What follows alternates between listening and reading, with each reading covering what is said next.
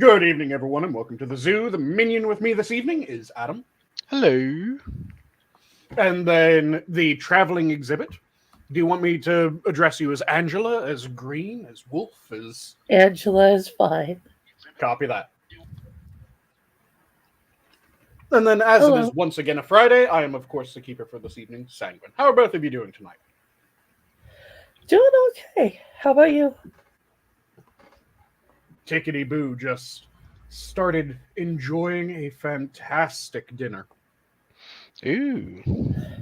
But before I go into that, how about you, Adam? Well, I'm glad it's the weekend. Hopefully I can get some good night's sleep tonight. But who knows? But I am glad to be here, and I'm glad to chat with both of you and chat with anybody who's going to be hanging. Oh, hey, look at that! It's a rotten corpse and a hate camel. Off to a good start. How's it doing, folks? Camel, would you like a link? That way you can join in and say that you think Tickety Boo sounds like a slur live. What the hell's a tickety boo? Tickety It's Boo what means he said everything's to me. good. Yeah. Where do you pick up a tickety boo? Linguistically, from Perry-war England. Okay, In general, just from a good day. And physically? You can't pick up a Tickety Boo. It's just a state of being. I thought it was a thing. No. Oh. Camel thinks that it sounds like a thing. Specifically, he thinks that it sounds like a slur. I mean, it sounds. I mean, well, it could be slippery. I know. Hey, look, it's a. What was it called? Tickety Boo. A tickety boo. Yeah, a slippery tickety boo. Oh wait, did I just add an adjective to this slur word? A slippery tickety boo. Oh, You just added a I know. Hey, adjective to a state of being, meaning that everything's good. So I'm guessing a slippery tickety boo means that you just fucked. Oh no, he's on Either that or actively What? doing so. What is a tickety boo? It means that everything's good. You're having a great time. It's So if you're just having slang. a great slippery time, Who's tell me that that doesn't mean that that's just a fuck. I don't know, but it kind of sounds slippery.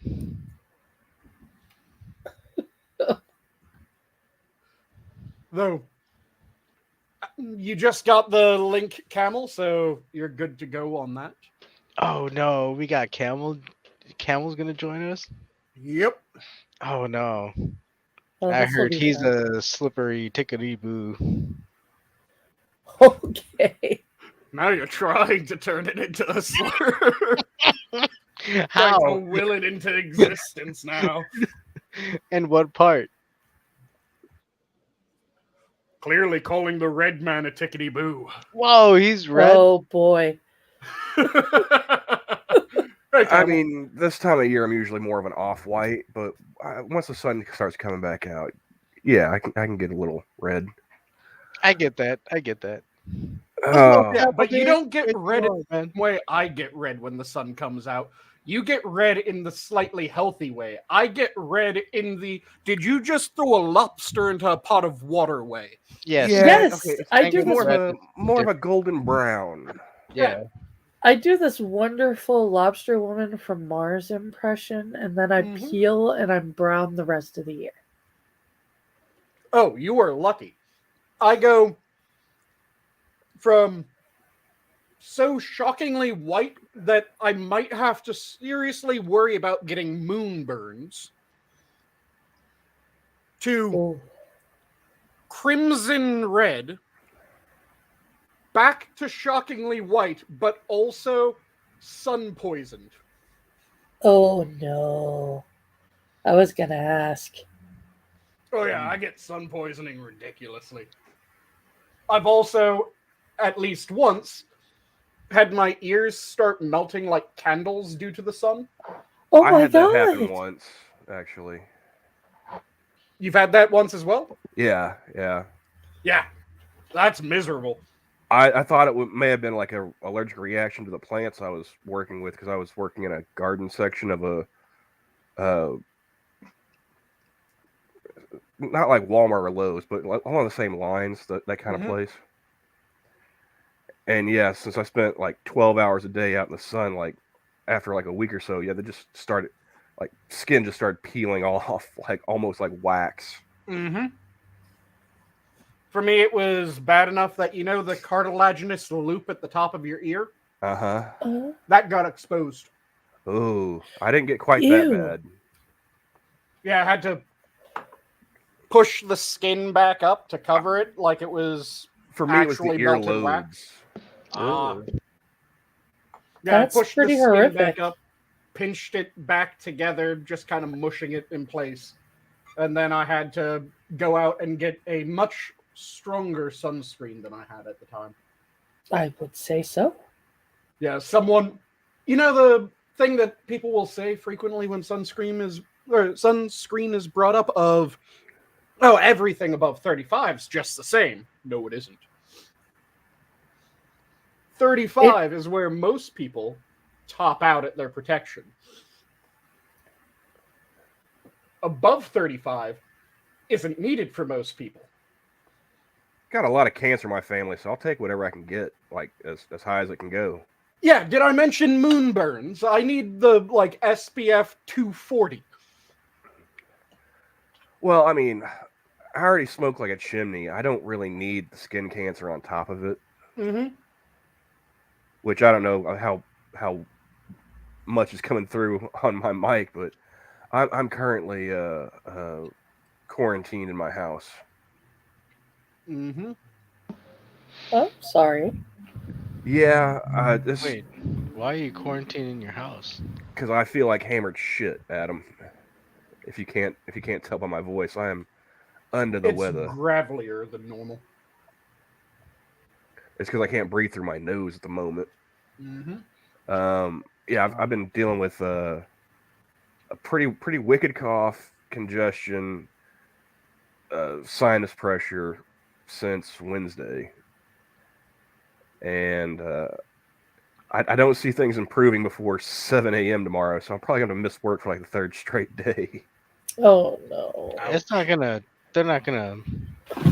They're not gonna harp on you for that, are they? I mean, they understand. Well, I work at a nursing home, so it's more better safe than sorry that I don't Well, come in. oh shit, yeah, hey, yeah. I mean, I've already went in yesterday morning and had them test me for COVID. Mm-hmm. I came back negative, That's good. but whatever's going on, it just Mm-hmm. like Well, I I'm gonna can tell you that there's like 3 strains of the flu going around, and strep is out there too. well, Mhm. it's not the flu because I haven't had any problems like with my stomach. I haven't been running a fever. I think I've been taking my temperature regularly. It's been bouncing between like 97 something and 99 something. Never more than like a degree above or below normal. Mm-hmm. I don't know, man. Head cold, chest cold. But yeah, it's not the flu. But this is like the first time I've been sick in like 2 years. So that's usually how it goes for me. It's like I'll take 2-3 years of just whatever, and then all of a sudden something just comes out of nowhere and hits me like a tank. Mm-hmm. Yeah, for me, it's somewhat the same of I'll be completely invincible when it comes to most things, most years. But then every, between 5 and 10 years, there's something that just fucks me over. Yeah, for me it's roughly a 2 to 3 year cycle. I wish I could get 5 to 10 years. Oh man, that'd be awesome. Oh, it's Although fantastic. by that 10th year, I'd probably be praying for death. Because if I went that long, it would surely feel like something's trying to kill me. Oh, one of the last times that it happened was I was in college. It was my senior year. Went to a festival with a bunch of friends. Had a bad bit of Oh, go ahead. I was gonna say, why do I feel like this is gonna end up being like some kind of Linda Blair like projectile vomit story? Oh, it was that and worse. So, I went to a festival with friends, had a bad bit of squid that I Oh. immediately knew was a bad bit of squid, so I spat it out, but the juice was bad enough, and it had gone so horrendously off that I still ended up violently ill for the next 2 weeks. Jeez. Then, immediately after that, my allergy season hit. So I'm just pouring snot and mucus out of my head. Then I got another sickness that hit right in the middle of that. All of it ended up with me ultimately becoming so dehydrated that my stomach could not handle water. Oh no. So I would take a drink of something. A couple seconds would go by and I'd projectile vomit as my stomach spasmed. I'd take a drink, spasm. Take a drink, spasm. And it reached the point where I got so weak. We haven't really talked much, Angela. I'm a ridiculously large guy. I'm 6'1". I'm built like a Tolkien dwarf, only tall. Oh wow. And when I say built like a Tolkien dwarf, picture Gimli in your mind, then corner click, drag at a 45-degree angle until he's Aragorn. Height. Oh jeez. So maintain the proportions as you go up in height. At the time, I was benching 300 pounds at 50 reps per set. That was 50 reps per set. I reached the point where I couldn't stand up unless it was a full body effort and I was holding on to things as I did so. Oh gosh. It was horrendous. It sounds like it. So yeah, that 5 to 10 year illness, it just death. The rest of the time, doesn't matter what the fuck happens, I'm perfectly fine. Adam has seen me 30 minutes after a car wreck where the front wheel ended up in the passenger side footwell. And I had a scratch on my elbow and a bit of bag burn on one arm, and those were my injuries from this crash. Oof. So the durability is nice. Those 4 to 9 years. As Adam that he speaks of, yes, I can attest. Mm-hmm. Thank you for confirming, Adam. Got in a wreck, made it into the hotel that night, and then went camping for a few days. Didn't you cross the boat too? Didn't you have to go through the boat too? Yep. Yeah, so he got in a car accident, came out of it, looked at his watch and was like, okay, and he started walking. I'm about to miss the ferry. The ferry. Walked on the ferry. I mean, he says he walked on the ferry, but after seeing him in the water, just walk through. I might have just, honestly, I think he might have just walked all the way across and just walked onto the island and was like, oh, hey, I'm here. So that second bit is while we were camping on an island that has no permanent inhabitants throughout the year. And it has several different sections of beach, mostly rocky beaches. When we went to it, I just walked into the water about, what would you say, 200 yards or something? I'm not a mathematician, sir. It was a good long distance that I just walked into the water. Okay. So the joke became that I was just going to return to my people and walk off into the water. Yeah, he could certainly walk finally out there, past the buoys. So Mhm. Sanguine is an Atlantean. Understood. Yeah, well, he is son of Neptune apparently. Atlantean giant dwarf, this is just expanding the mythos around me. Yeah. Wait, how does that work? A very brave dwarf with a aquatic giant, or an even braver female dwarf with an aquatic giant. Oh. Hey, Camel, aren't you glad you Uh-huh. joined the show? Hey, you asked the Oh, question. I'm I just answered. kind of floating in and out of conscious thought, trying to focus on breathing. Yes, But no, please do. Now you all are eagle balls. I wish.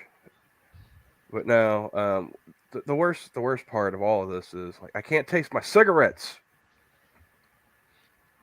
Wait, you can't taste your cigarettes? That's Not really, no. a bad thing. Well, I mean, I'm not smoking one of the fancy brands anymore because they've priced me out of those. But like I, still enjoy a good menthol.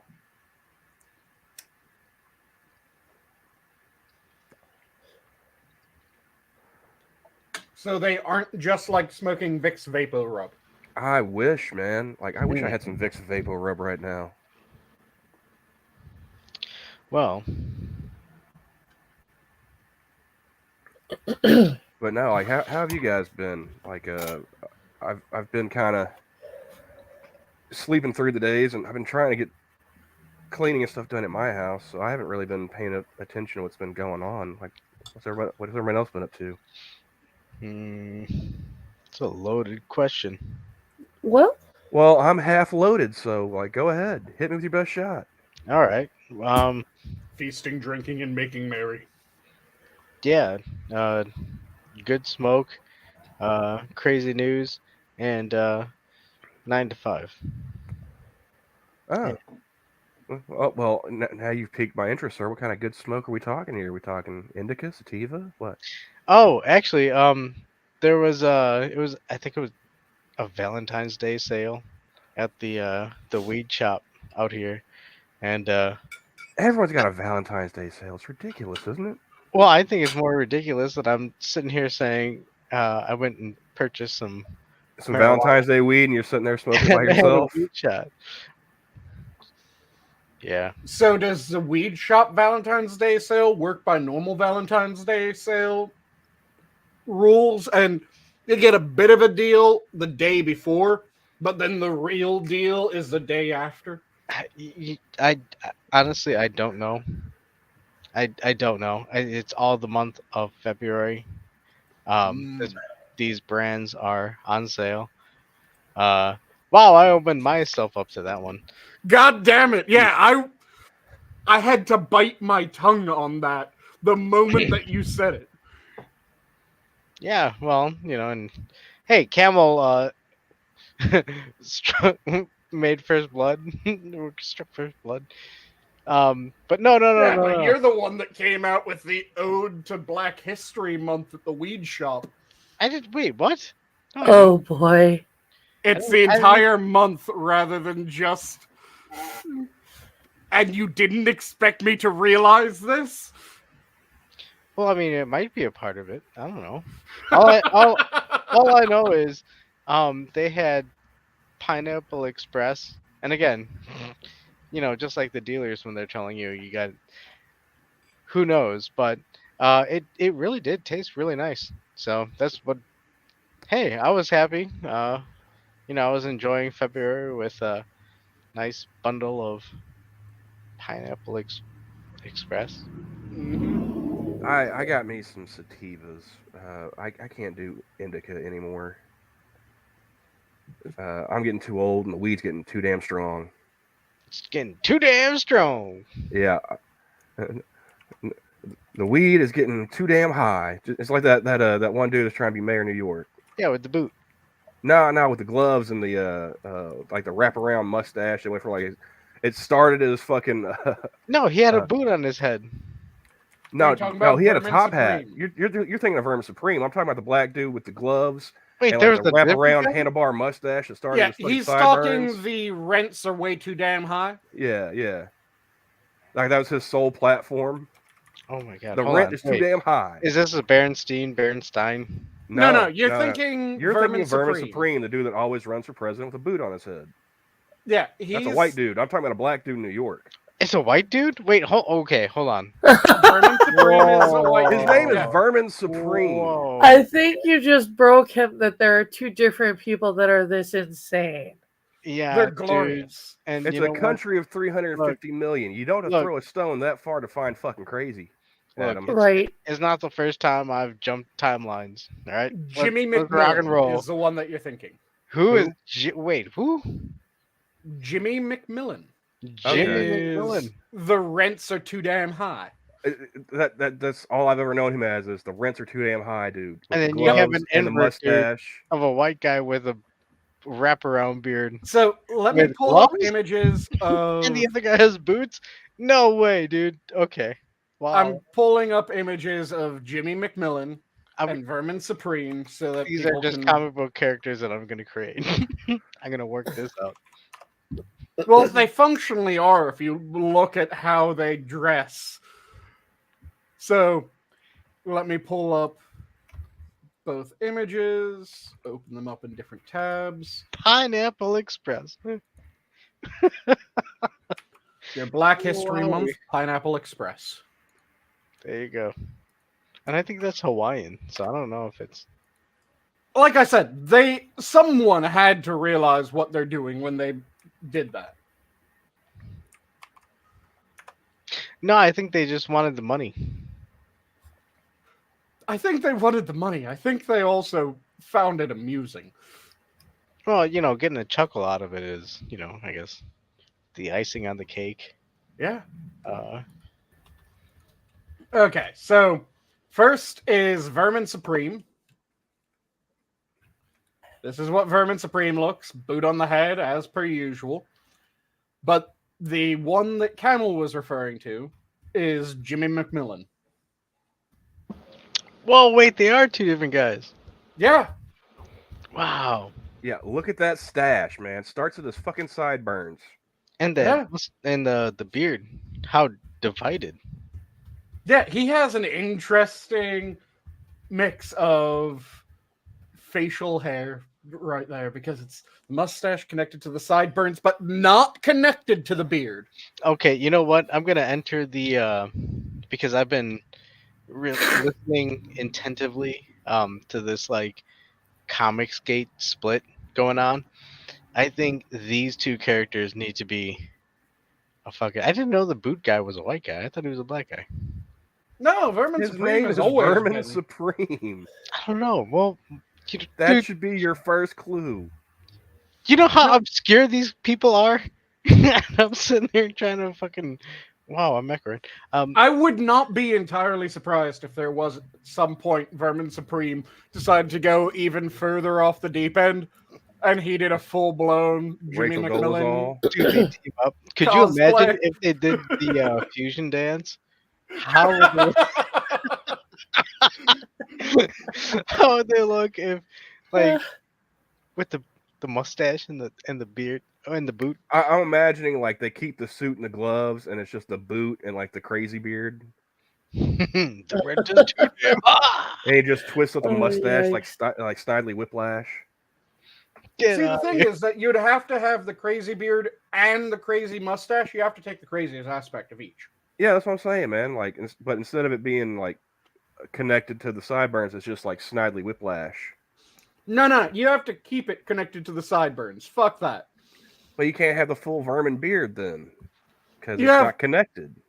No, he You has have a he's 90% of the vermin beard. he has a what was his name?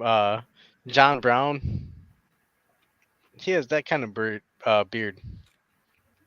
Where it's just like it's an explosion out of his face.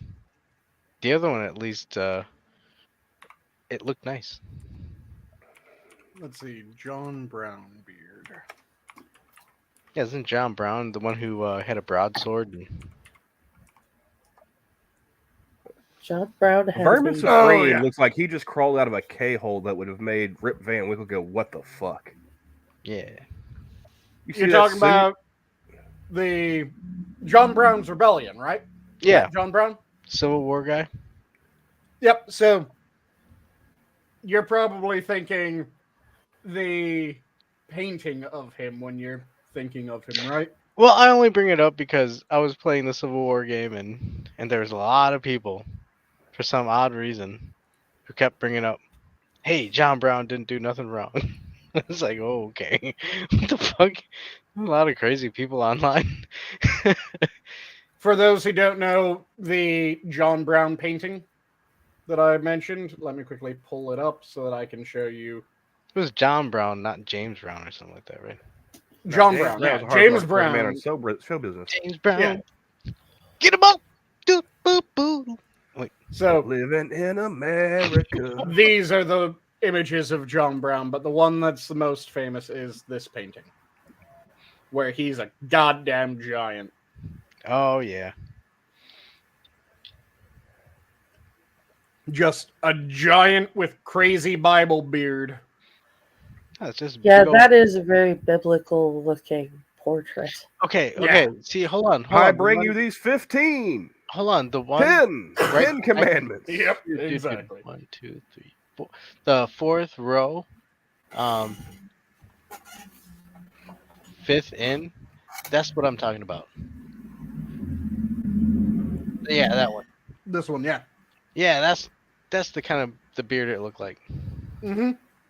I wouldn't mind. That's a cool looking beard. The massive shovel. We should bring it back.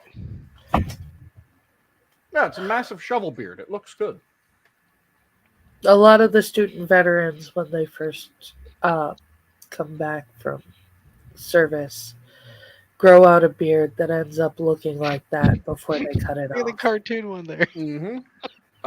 My beard was not quite as long, but like I'm gonna have to go get my my license redone with a change of address and everything.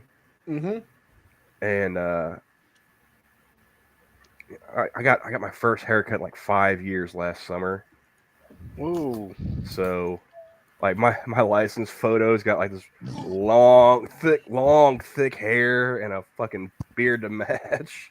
Mm-hmm. I look completely different now. Yeah, that's like when I got the job at the prison when I first started working there. I had to shave my facial hair that I'd been growing since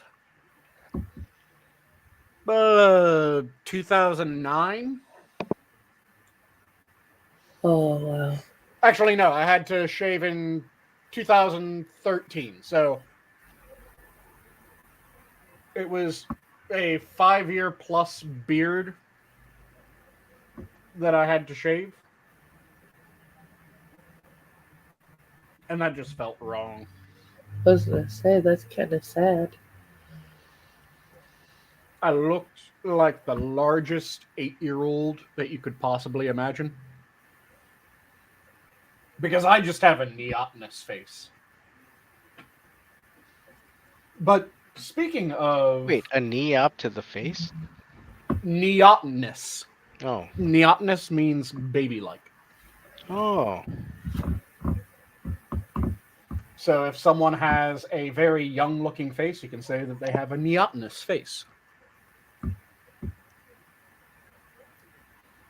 But speaking of things looking young and potentially making you young, I mentioned yesterday the fantastic and fascinating invention of IPSCs.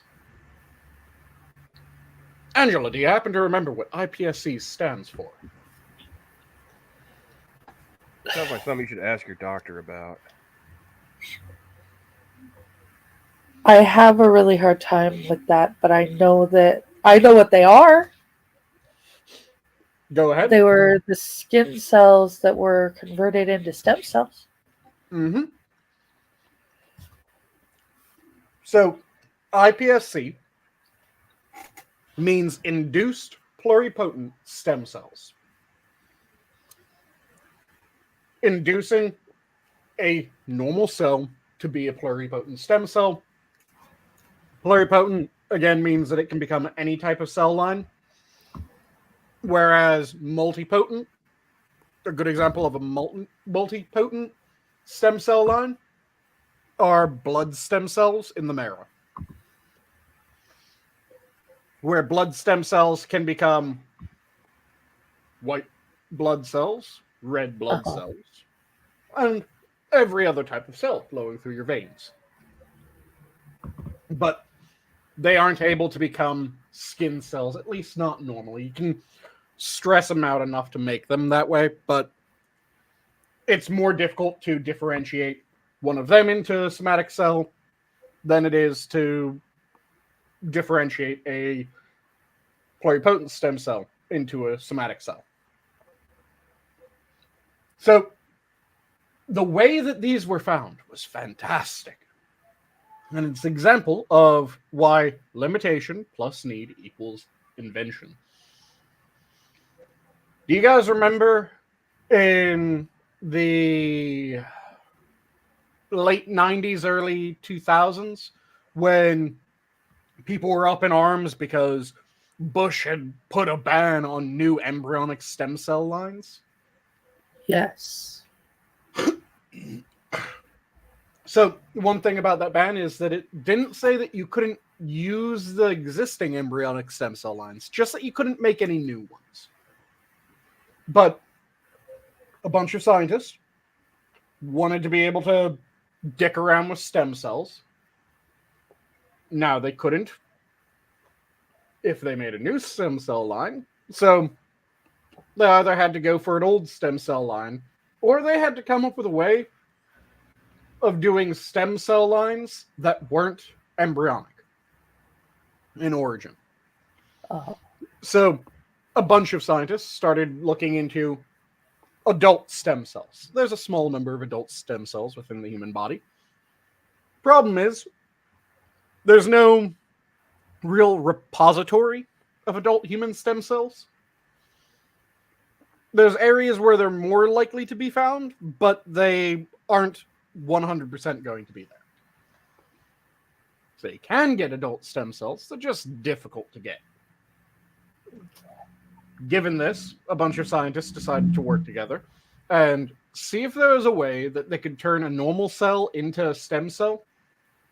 It was a group of Japanese scientists that were funded by American research grants that ended up finding the answer to this.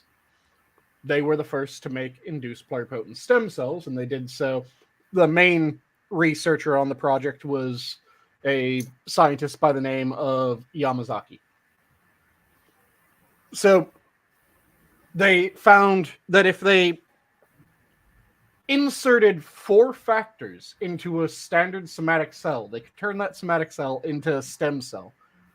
These 4 factors became known as the Yamazaki factors, which meant that they could take a cheek swab from someone, just get normal cheek epithelial cells, skin cells, slap in these 4 factors, the Yamazaki factors, and that cell would turn from a epithelial cell back into a pluripotent stem cell that then they could replicate and then differentiate. So replication of a cell just means that you make more copies of it. Differentiation of the cell means that you take a stem cell and you turn it into a different cell type. Huh. So that stem cell starts becoming skin cells, or starts becoming blood cells, or starts becoming nerve cells. And there's a lot of really cool things that you can potentially do with that. One of the ones that I use as an example of something absolutely ridiculous that you could potentially do. It hasn't been completely worked out, but let's imagine that you have someone with type 1 diabetes. Type 1 diabetes, for those who don't know, is diabetes where the islet cells, the cells that actually produce insulin, were attacked. They were destroyed. The body doesn't produce insulin. Or doesn't produce sufficient insulin. So, not cells, islet cells. So if you have someone that has type 1 diabetes, you can take a cheek swab, get get a cell with their own DNA. Then you can do some editing of that cell. And there's a handful of sequences in the genes that most often result in type 1 diabetes, which is why type 1 diabetes is, at the very least, partially hereditary. Oh. So if you take those sequences, you swap them out for the functional sequences in the stem cell that you just made, then you start differentiating the stem cell into the appropriate islet cells. And hell, might as well just make the entire organ. Then you take that organ and you implant it into the person that you took that cell from to start this process off. Now, you have an organ that has a functionally 0% chance of graft v host. Because it's their own organ. It has the same genetics as their organ. But it has the proper coding in order to make insulin and in order to not piss off their immune system to cause the autoimmune issue that originally caused the type 1 diabetes. So this is viable now? It's something that is potentially viable. People have been working on different approaches. One of the things that they've been working on for a while is nerve damage is one of the top priorities when it comes to stem cell research. And there's been a lot of really good work when it comes to stem cells. I was just wondering, as a lifelong smoker, how my odds are looking, that's all. Oh, it's something that is being looked into, the potential of using iPSCs and organ printing, which is a specialized subset of bioprinting that is a specialized subset of 3D printing, in order to get replacement organs, which that's another really cool thing about iPSCs. If we're able to get iPSCs completely sorted out, then rather than the process being, let's say you need a heart transplant, and you'll need a heart transplant in 4 months. Rather than hoping that someone passes away that's a donor, that's a match for you within those 4 months, eventually it might be possible that they take a cheek swab from you, then they turn the skin cells from that cheek swab, the epithelial cells, into iPSCs. They start making an entirely new heart for you. They just print one. And then it gets put in you. Because it's your DNA. It is an entire match for your body. So, it should, in theory, be unrejectable. Yeah, in theory, at the very least, it should have a 0% chance of rejection. That's and not really only cool. should it have a 0% chance of rejection, the really cool thing about it is that it would have the wait time of how long it takes to print and properly adhere. Wow. Rather than the wait time of hopefully someone that's a match to you dies in that window. Yeah. And then even if they're a match, there's still a high likelihood that the organ will be rejected.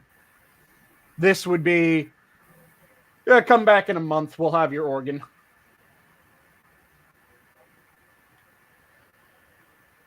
It's fucking awesome technology. It really, really is. And then there's a bunch of other really weird uses that you could do for it. One of my favorite, it's possible, is 3D printed meat that has the exact criteria that you want. So if you wanted a steak that has duck fat, you could technically make it. Okay. All right, I'm not usually one to espouse the virtues of the laws of God and nature, but 3D printed meat really goes against that, and I'm not. Nah, it's awesome. It's fucking cool. Because if you can get it to be in the exact shape, the exact composition that you wanted. It looks like Play-Doh, Sanguine. I don't care. Currently it does, but I'm saying when you get the mature technology where it no longer just looks like Play-Doh and it looks like a piece of meat, that's fucking cool. Well, someday The concept is Star definitely Trek cool. replicators, and it'll be a moot point anyway, won't it? If replicators are possible, yes, it would be. It essentially would be a replicator.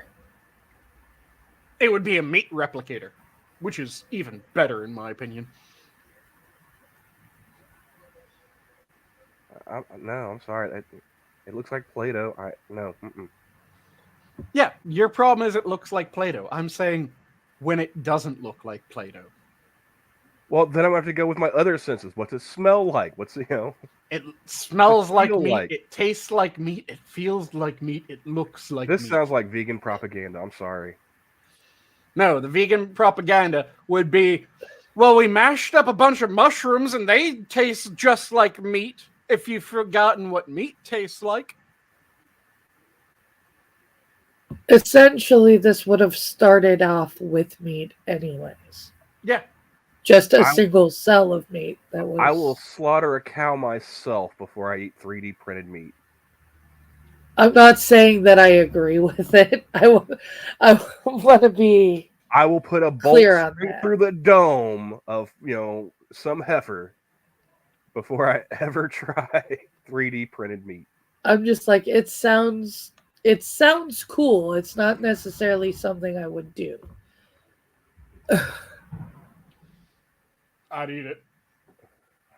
Then again, I would also. I'll let Sanguine eat it, and then I'll just like watch, for science. I know I'm one of the more adventurous eaters when it comes to the show. Well, I mean, but I didn't even sign up for Twitter until like 5 years ago, man. I'm not fucking eating something like that now. Yeah, dude, synthetic meat. That's not synthetic. Okay. The only thing that would be synthetic about it is the shape. It's actual animal tissue. So they shoved a cow into a 3D printer. I mean, it seems kind of like... They shoved cells into a 3D printer. I'm with JB. This is how Soylent Green got started. No. With Soylent Green, we shoved people into the... Yeah.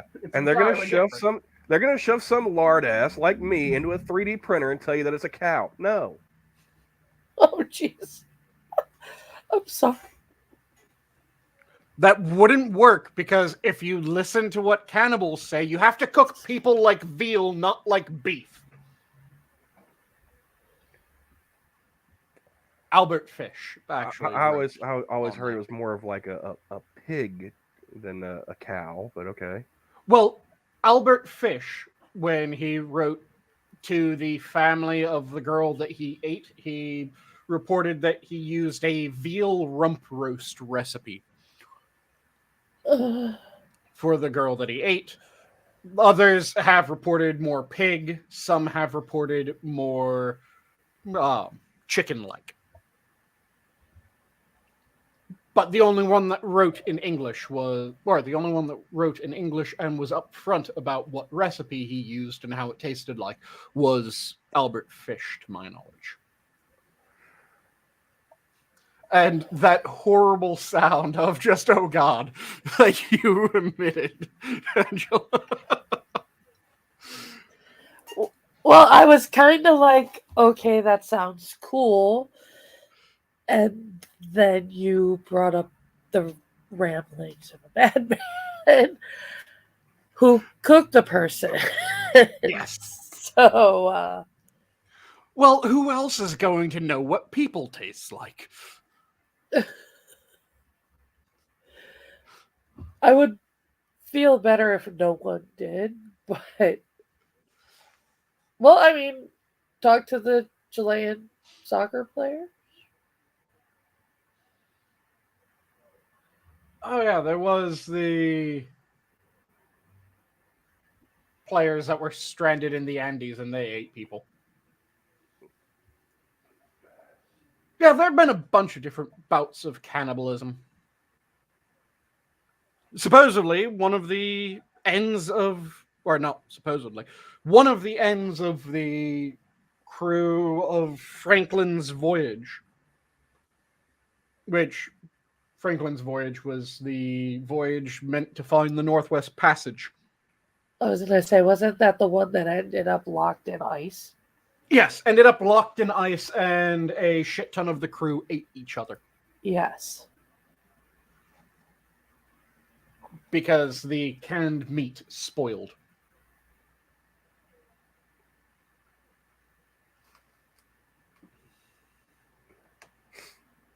And yeah, I'm with Rotten Corpse. I'll eat 3D printed meat well before I eat plant-based meat.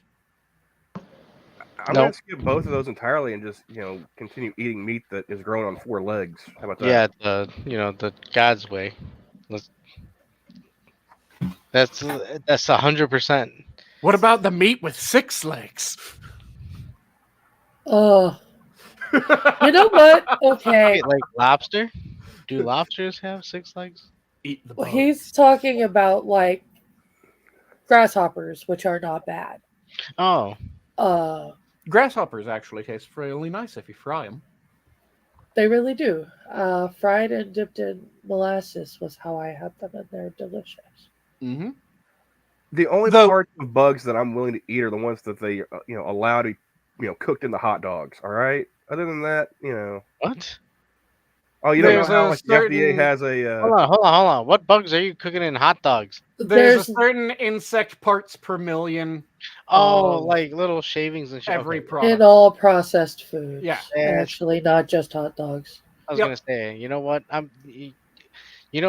Tomorrow I'm gonna go get myself a good old fashioned Chicago hot dog. Hey, actually, I saw on Twitter, your boy Pat.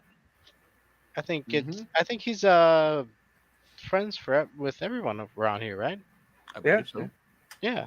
Your boy Pat is gonna be hitting up Chicago soon, and he was looking for places to hang out. Dude, get some hot dogs and deep dish pizza out here in Chicago, dude. Yep. Yeah, it'd be fun. But yeah. The insect that I would actually recommend is, if you ever are curious what insects taste like, the best tasting entry-level insect, bullet ants. Bullet ants? Bullet ants? Bullet ants. Because they have a acid that they use in their bite, so they taste citrusy. That wasn't particularly helpful. I don't know. It's supposed to be the thing that causes the most pain when they bite you. It's because of the acid in their bite. You expect me to be willing to shit that out? Hold on. Well, no, it doesn't hurt, because what happens is the issue with the acid is that it's such a concentrated area when you are bitten by one. I mean, Mexican food already gives me the ring of fire, man. I ain't trying to be about that. It's such a concentrated issue when you're bitten by one that's what causes the pain. When the acid has been diluted, it isn't as anywhere near as painful. It isn't painful at all when you eat it. I'm gonna take your word for it. How about that? They're delicious. I'll take I your have word. not eaten ants. I will be honest. They're citrusy and crunchy, like puffed rice with lime.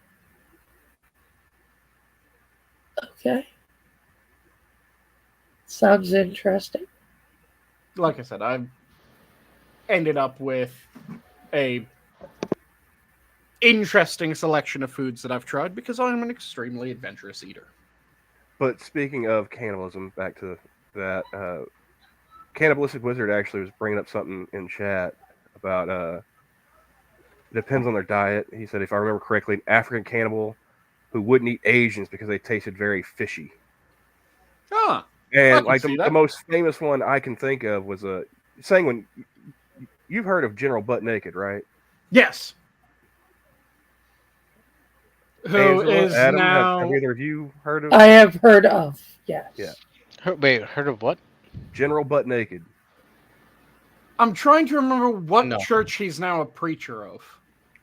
Yeah. Well, he grew up like a child soldier in some African shithole, and he took part in some cannibalism, and now he's a Christian preacher. Yeah, I'm trying to remember what church he is a part of because he's now a evangelical preacher. But at one point in time, like after he had quit with the whole warlord whatnot and cannibalism, he was partaking in like some vendors street meat. And he's like, I know this taste. This is people. Mm-hmm. Oh, Like that's like one of the most famous like living cannibals that I can think of. Oh, there's a non-0% chance that if someone lived in Canada in the, I want to say it's the 90s. Let me quickly check because it was the pig farm murderer or pig farm killer. oh, When was I know Picton? that one. Yeah. I'm trying to remember when Picton was arrested. So Picton was arrested in the early 2000s. So if someone was in Canada before the 2000s, there's a non-0% chance that they ate a person that Picton had killed.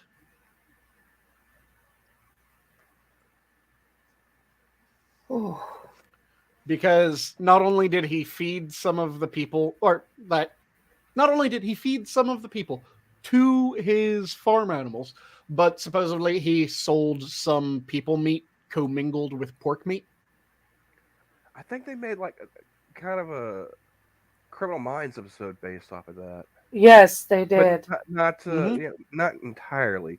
It was one guy was it was like two brothers.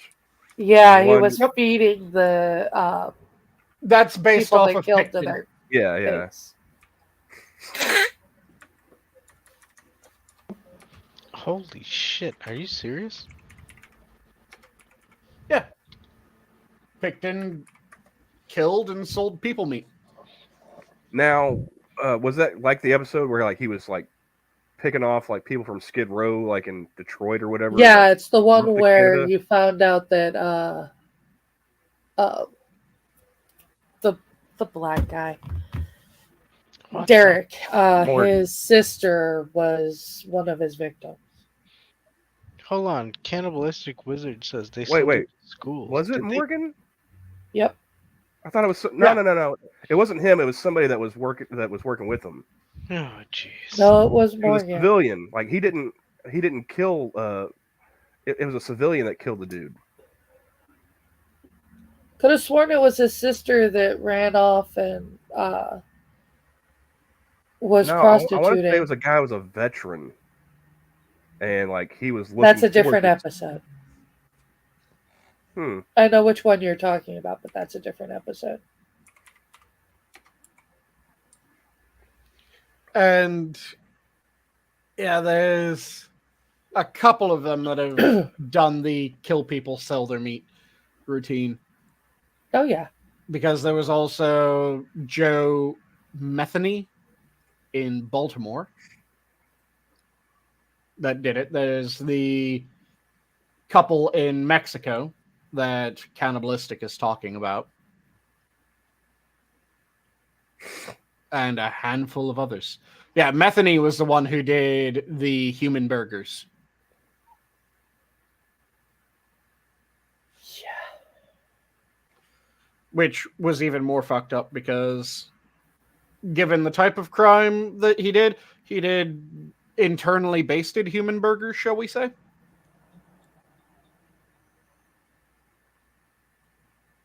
But yeah, there's all kinds of fucked up people. Internally basted? Yes. He didn't just kill them. That's what I was afraid you were saying. Yeah, that's exactly what I was saying. So there were a bunch of people that did that shit. Both recent and further back in time. There was also the Germantown priest that sold children meat to the town. I'm trying to remember what his name was off the top of my head. But it was pre-war Germany. There was in pre-First World War Germany, I think it was pre-First World War, there was a town priest in Germany that would every so often have a child come into his house to help him write a letter because his eyes were bad and he couldn't read. I remember this guy too. Oh. And he would have them start writing a letter, and then as they're writing, he would kill them. And then apparently he butchered them and sold their meat. Lovely. It all came to light when a young boy was able to escape because he was asked to come in to write the letter for the old priest. He went in. The old priest said something ridiculous, like he was dictating the letter, and it was something along the lines of, I shall suffocate you with my farts. And the boy laughed so hard, his head kind of dipped down, and the axe skipped over the top of his head. Oh, boy. So he ended up running out of the place, went running to the town police, said that he had been attacked.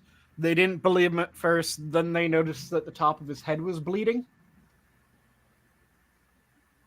And when they went to the priest's home, there was the boy's blood in the priest's home. The priest tried to say that the boy had broken in and had tried to accost him, so he fought back in his own defense. And then they found remains in his cellar. That made them realize, oh God, he's been murdering children and selling their meat.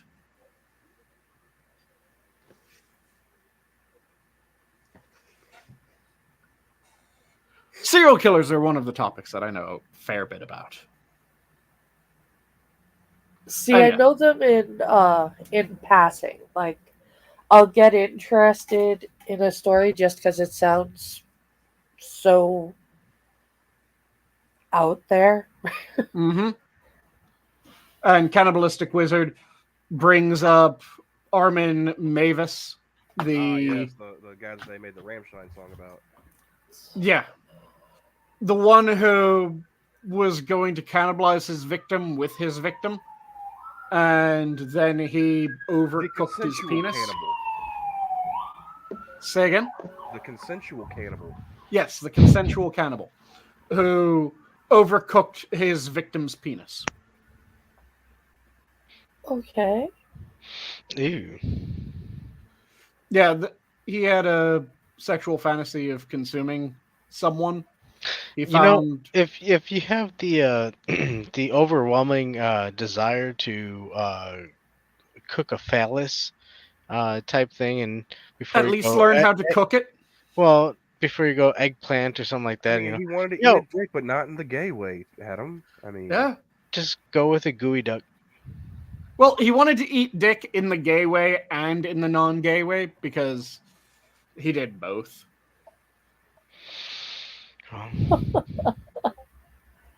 C'est la vie. If you want to consume your lover, do it properly. Yeah, all. that's the thing. I can't imagine being the guy who signed up to be cannibalized only for the motherfucker to cook your dick wrong. Ugh. Well, I mean, that's, I guess, extra insulting. It's the thing that hurt the most, way more than the actual being killed, but it being cooked incorrectly. Oh, told you to cook it medium rare. and you Insult cooked to it well. injury. Yeah. Paraphrasing the Norm Macdonald, it's a thing. Well, it's the worst thing about it. Well, the second worst thing after this and this and this and this. Oh shit! Tu con son femme.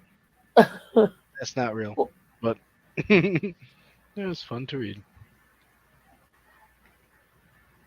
But yeah, like I said, there's been a lot of weird cannibalistic killers and even weirder killers that decided to make other people cannibalistic. Yeah, well, you know, carn of the flesh. You're stepping into otherwhelming boundaries at that point. I would think. Though you also have to wonder, if you are what you eat, doesn't that mean that cannibals are the only real people? Well, no, because I mean, don't chickens eat other chickens? Isn't there videos of chickens eating chickens? Yeah, most animals eat themselves. Yeah. So I mean, it's not like it's like. I think once you But go that just into means that the cannibalistic chicken is the only real chicken, just like the cannibalistic person would be the only real person. I think when you get into the ritualistic part, that's when you cross the lever or cross the line, right? You know, like all of a sudden it's like it's no longer just an animal eating flesh to survive. It's we're doing it for a reason. Yeah, that's where we start. You know. Cannibalistic wizard chimes in with the, "If you are what you eat, Your Honor, I'm an innocent man." Wow.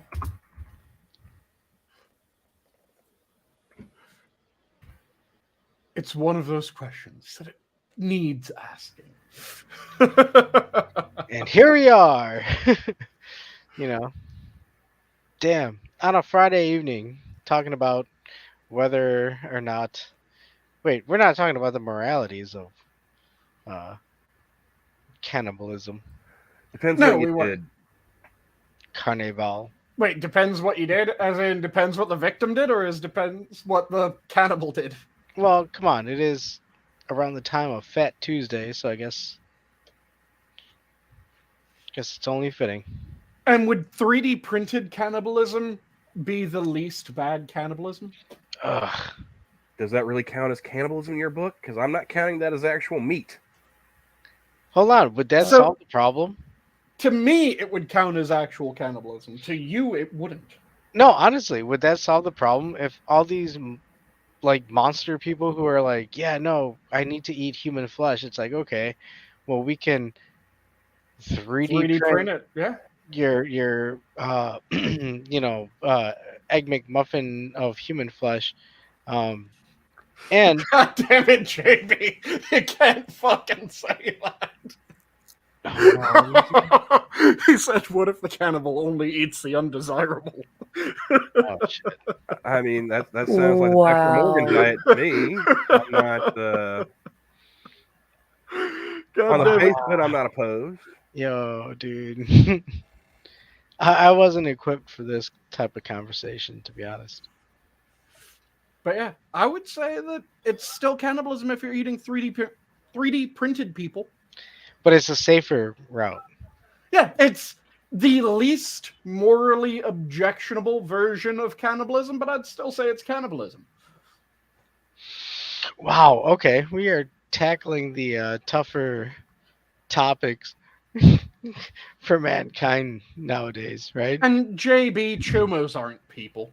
Well, I mean, didn't you say earlier also that it'd be I apologize for my voice. I appear to have a lot of Fleming in it. If you have green apples, that helps with that. Oh, really? I Yeah. love green apples. I'm But- surprised you didn't know that. That's an old singer's trick. Yeah, well, I haven't sung in a long time. I'm So an your old argument singer. is, Yeah. well, I wasn't an old singer. I was a young singer. It's just I did that ages ago.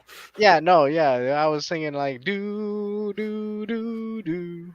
I need a Then young the singer's youngest trick. time. Those are the ones that I know. I didn't get old enough to know old singers' tricks while I was a singer.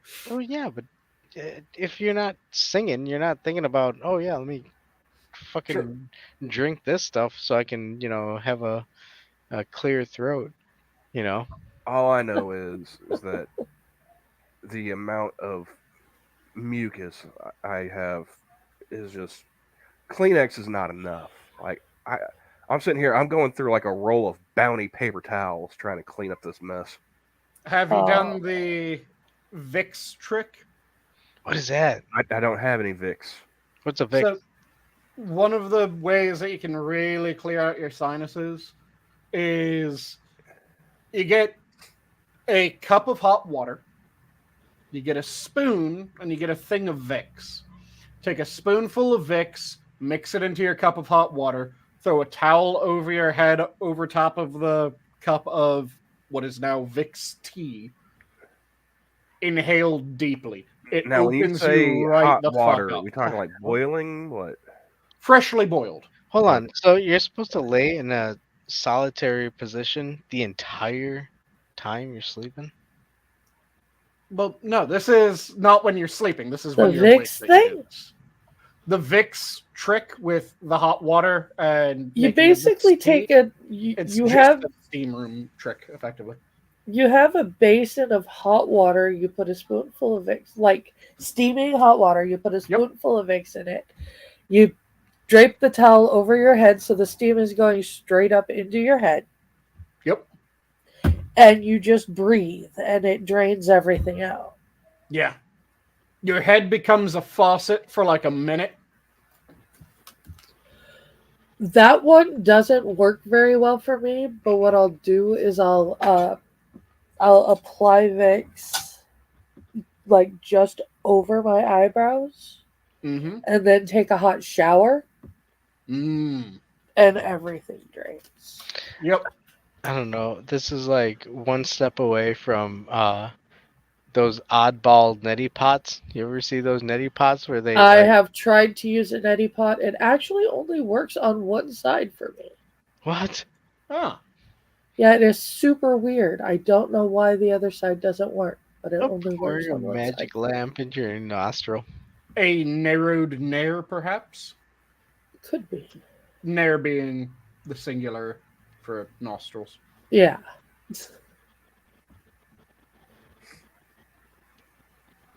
Yeah, I don't think that's I'd suffer.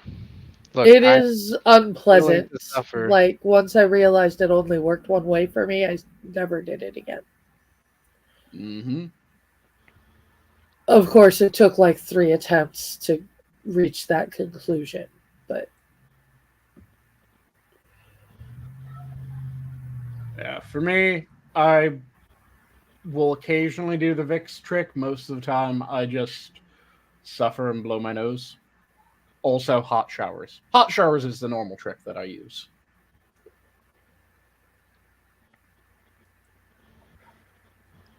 Yeah, that gives me a little bit of relief, but like by the time I wake up, it's all just kind of again. Oh yeah, you have to start and end your day with a hot shower when you're that way. Because otherwise you just wake up feeling like death. Yeah, I And woke up. sounding like the devil. I woke up this morning. I went ahead and it was like 6 a.m. I called my job like, hey, I'm not coming in today. And I'm pretty sure what they heard on the other end of the line sounded something like Louis Armstrong. Mm-hmm. Mm. On the other side of the street. Ba-da-ba-da-ba. Yeah. I see fields of green, Yeah, clouds of white. I'm not coming in. I can't breathe right. But I, and I think to myself, That was too fucking good. That oh, was how I want to fantastic. die. there you go. Wow. Yeah, People die from helium balloons sometimes. It's the simplest asphyxiant. Yeah. Yeah, it's huffing. I always see those things where like you shove it up your nostril and spray it, and they're like, oh yeah, this will clear you up. I'm wary of those things though. Oh, you're talking like Afrin? I think so. Yeah, it's a normally corticosteroid. Yet none of that shit ever works for me. Not The thing is, aspirin, not anything like that. the thing is that each of them is designed to go after a different issue. So, if your problem is actual congestion, where it's your body's producing a shit ton of mucus that's blocking your airway, and you're using a corticosteroid, it won't do shit. If your problem is swelling and you're using a decongestant, it won't do shit. If you're using a corticosteroid for swelling, it's amazing. If you're using a decongestant for congestion, it works. You need to know what the origin of your issue is. The thing is, most people are a combo of inflammation and congestion, Yep. whereas a good chunk of the meds are one or the other. Well, anytime I have to like use some kind of nasal spray for whatever reason it is, all it does is drain down the back of my throat and taste like shit. Yep. It doesn't clear anything up. It doesn't help anything. It just makes me want to retch. Yeah. And the problem with that is you probably have a congestion issue rather than an inflammation issue. So what happens is you spray it up your nose. It doesn't actually get to the tissue of your nose. What happens is it slips along your mucus down your throat. I was going to say, are you spraying it straight up your nose? Because you're actually supposed to like point Angle. it toward the tissue in your nose, not. Oh. Yeah, you're supposed to angle it. No one ever told me that. Yeah, if you are spraying it straight up your nose, you're literally just spraying it straight through down your throat. Yep. Like I said, though, even when you angle, if your issue is congestion and not inflammation, then what happens is it gets sprayed along the surface of the mucus, and it will eventually drip down your throat or drip out your head. Whereas if you have a inflammation issue, that's where the corticosteroids really shine, because corticosteroids do a wondrous job dealing with inflammation.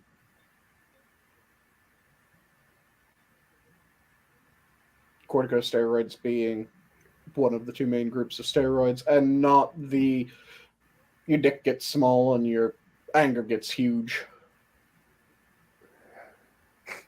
Well, have I mentioned that Indian healthcare is like maybe one step above going to see a witch doctor?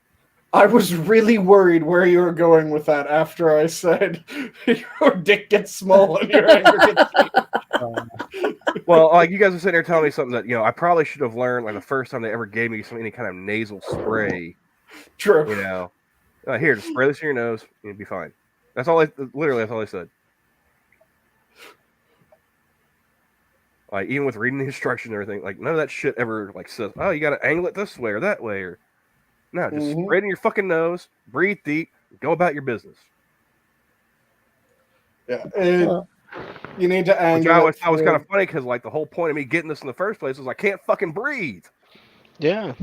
Yeah, you need to angle it, and ideally, what you'd do is you'd use a decongestion, get all of the snot that you can out of your head, and then you would use your corticosteroid. That way it actually gets to the tissue, reduces the inflammation. Well, I mean, since And if you're going, I'm sorry. Go ahead. I was gonna say, if you're going with OTCs, just get one of each, and don't use them any less than 2 hours from each other. Yeah. So and by get one of each, it's get a decongestion and get a anti-inflammatory, not get the steroids, but the She wasn't saying get them one after the other. Or? Well, you get one of each. Try them both at the same time. Yeah, that way you can use them, but you want to give some time in between and use them as directed, but give at least an hour or two in between so that one med can take effect before you introduce another. So you wake up at 8 o'clock, you use the decongestant. 2 hours later at 10, you would use the anti-inflammatory. Yep.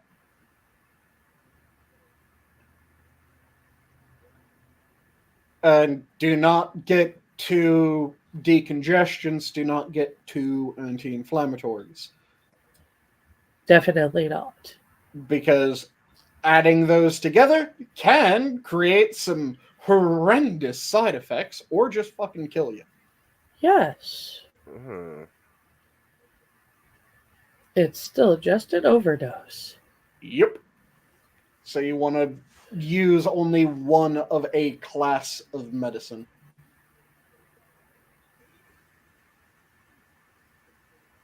Then use as directed.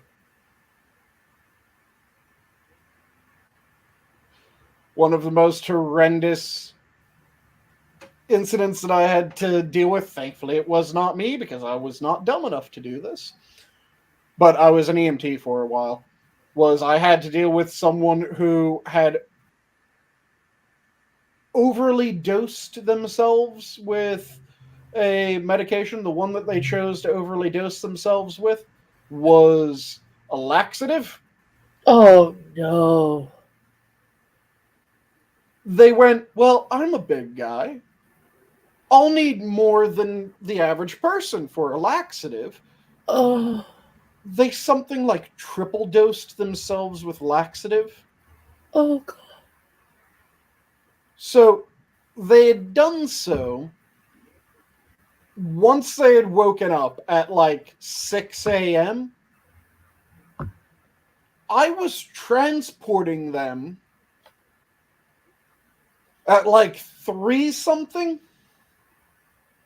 The end of the transport ended up, just due to being tied up with dealing with this incident, something like 4:30, 5 o'clock. So for 12 hours, They were the broken soft serve machine from hell. That was kind of what I figured you were going to say. Yeah. Uh, And if you ever have to deal with that, a trick of the trade, get one face mask, put it on. Get a fistful of toothpaste, the strongest toothpaste that you can find. Once you have a fistful of it, just palm that first mask that you put on your face and smear that shit over the entire surface. The toothpaste, not the shit, but the toothpaste shit that I told you to get a fistful of. Just smear that all over the first mask. Get a second mask, put that second mask on your toothpaste covered mask. You will damn near be crying from the mintiness going straight into your eyes every time that you exhale. But at least you don't smell. Yeah. You don't smell unadulterated shit.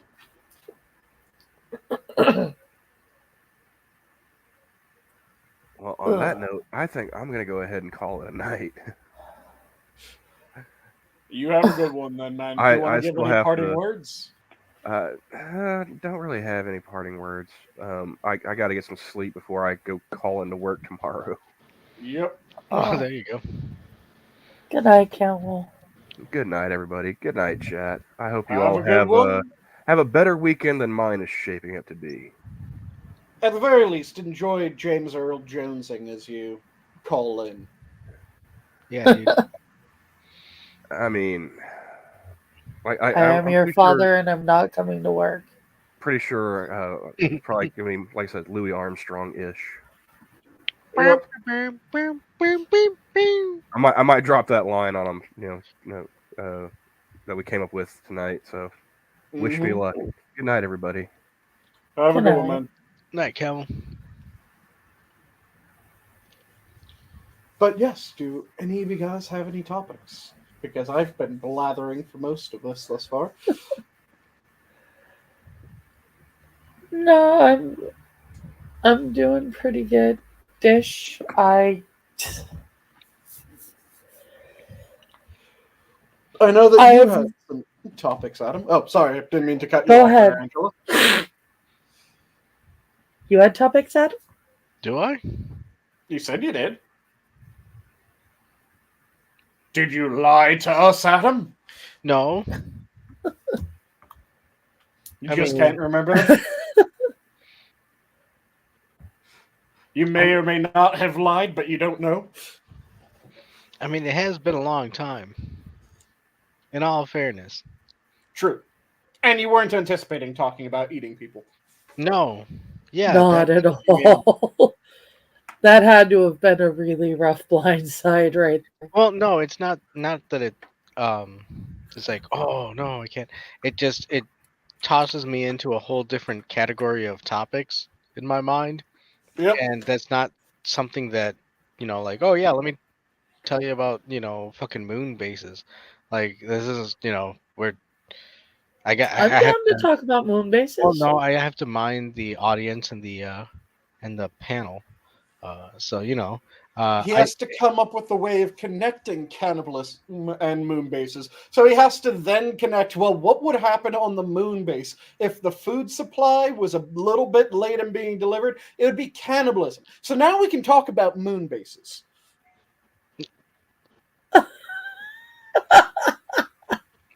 Okay. I'll connect whatever topic you need to cannibalism, Adam.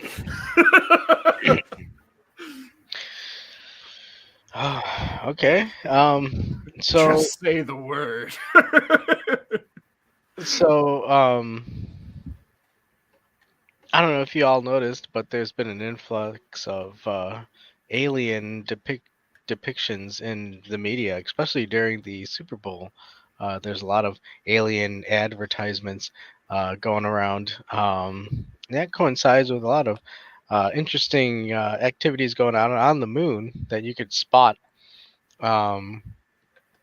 anomalies that you might not notice out the end. But of course, they tell you it's just space fragments going off and whatnot. But I actually didn't watch the Super Bowl at all, so I'm not familiar with what aliens were about good. during it. That'll make it easier to explain my stuff and have you believe it because you haven't seen it. Nice. No, I can. Okay, let's keep going. Okay, so aliens in the Super Bowl. So there's a whole bunch of aliens in the Super Bowl. The whole idea is, supposedly this weekend. Well, okay, after the Super Bowl, a whole bunch of stuff went down. I don't know if you noticed, but there was the shooting at the Kansas City parade, and Yep. coincidentally, in a bunch of different other places like schools and municipal places, And Joel Osteen's church. and Joel Osteen's church. Yes, Church. church is a word. Um, but all these things are going on at the same time, and and all these court trials are going on, and all these bills are being passed. And the one thing that I think a lot of people aren't really, they're looking at it like, but it's nothing, is the AI video stuff going on. Did you guys see that? Are you talking about the AI video stuff about Taylor Swift porn? No, even more advanced. Okay, it started, at least what I saw, it started with AI generated video footage of old California in like 18 something during the gold rush, and it's like a drone flyby, and then they did another one of old Tokyo, and then I think it's AI Sora. Sora Luna. Sora fucking dude. I told you she was fucking sus as shit. Sora, which video number? Dude, I'm telling you. Yeah, and which fucking video? And still, I have not seen one video. Not that I want to see it. Lord, because She just wants it for research purposes. look, I don't want to see it. I don't want to see it. And I hate that video is out there. Sora, don't do this. Don't do this. You don't need to do this. Don't do the AI. Don't. Because obviously AI can just do it whether you like it or not. You don't have to do it. You can just have AI do it. So the thing that I'm trying to decide, is it more amusing if I don't want these people to do it. Don't. is it more amusing if Angela doesn't know what we're talking about, or is it more amusing if we tell Angela what we're talking about? Of which part? I have no idea what you're talking about. Sora Luna. Look, okay, look. Women, ladies, don't degrade yourself towards these lower levels. You don't need to do it. You are better than that. And again, increasingly, you don't have to do it because AI is going to do it for you. And Angela, Yes. the joke is that Sora Luna, one of the minions, has a rather sizable filmography. And the joke is anytime that she says something sus or anytime that someone else says something sus, the question is immediately, what video number is that? Okay. She doesn't stop. So yeah, the joke is that Sora Luna has a porn studio on the side that she is the proprietor of. Okay. And speaking of Sora Luna, she's going to be hanging out with me at the arcade this coming Monday. So Nice. So if you want to check out Sora Luna, just don't ask her about the video or any video. No. Ask her what number video. No, don't. Dude, Monday arcades are safe shows. Not like this heathenistic Friday shows that you're running here. All I know Right. is that people keep saying that Sora and I have to be on Quippers United together. Sora's good people. And she's Eh, funny as hell. she's okay. But yeah. Okay. My show's not sinful just because we're talking about the only real people, Adam. Look, I'm gonna go to church tomorrow. I'm gonna go to church on Sunday, just to try and bless everybody who has graced these. No, I get you. I'm just having fun. He's going to take a bath in the baptismal just to try to wash himself clean. Good Lord, the Yorkie. Yeah, all that fun stuff. Hey, that's a good song. It is. Is it possible to do Rise and more than one shine. confession in a day? Yes, it is possible to do more than one confession in a day. I am not Catholic, so I don't go to confession. Oh, I I am? was a Catholic. I was raised Catholic. Oh well, okay. I was born Jewish, but I am Christian by faith. So. I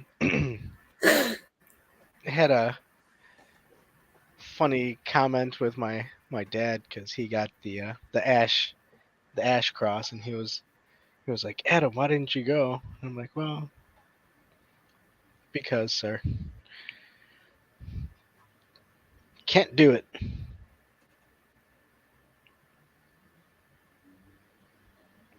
Ooh. Yeah, I'm like Martin Luther. I'm gonna nail some laws to the door. Okay. God damn it.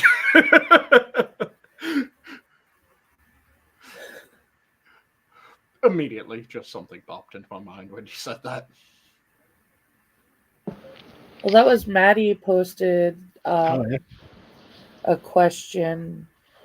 What are you giving up for Lent? I'm like, well, I'm not Catholic, so I'm not giving up anything for Lent, but I'm gonna try to start using a new prayer program Mm-hmm. and see how that works. Fair enough. I mean, I'm not gonna lie. I can't see the negative about giving up some for a time period. You know, a time of fasting. But holy shit, this since January 1st, I've been fasting in a lot of stuff, and everything's Well, just seeming wonky for me right now. So I'm like, yeah, let's go, let's fucking go. I'm ready for the fucking asteroid and aliens and whatever's going. I do try to keep kosher for the feast days in the Jewish religion. Mm-hmm. So, like Hanukkah and Passover's coming up.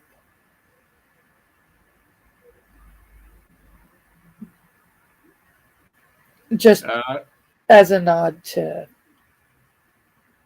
Your heritage. my, yeah, exactly.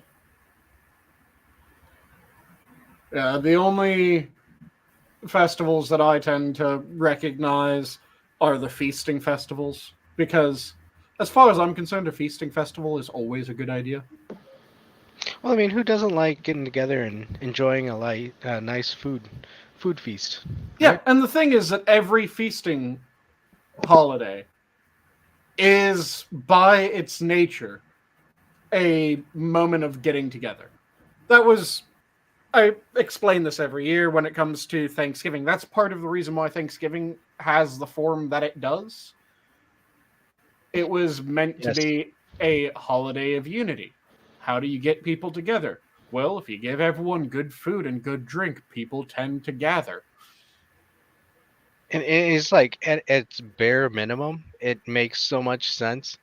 And yeah, I don't know. I haven't really celebrated a lot of holidays as of late. Um, Mm-hmm. Thanksgiving is the only one that I've been con- continuously looking forward to, and that's because yes, I like getting together with good friends and family and sharing good foods.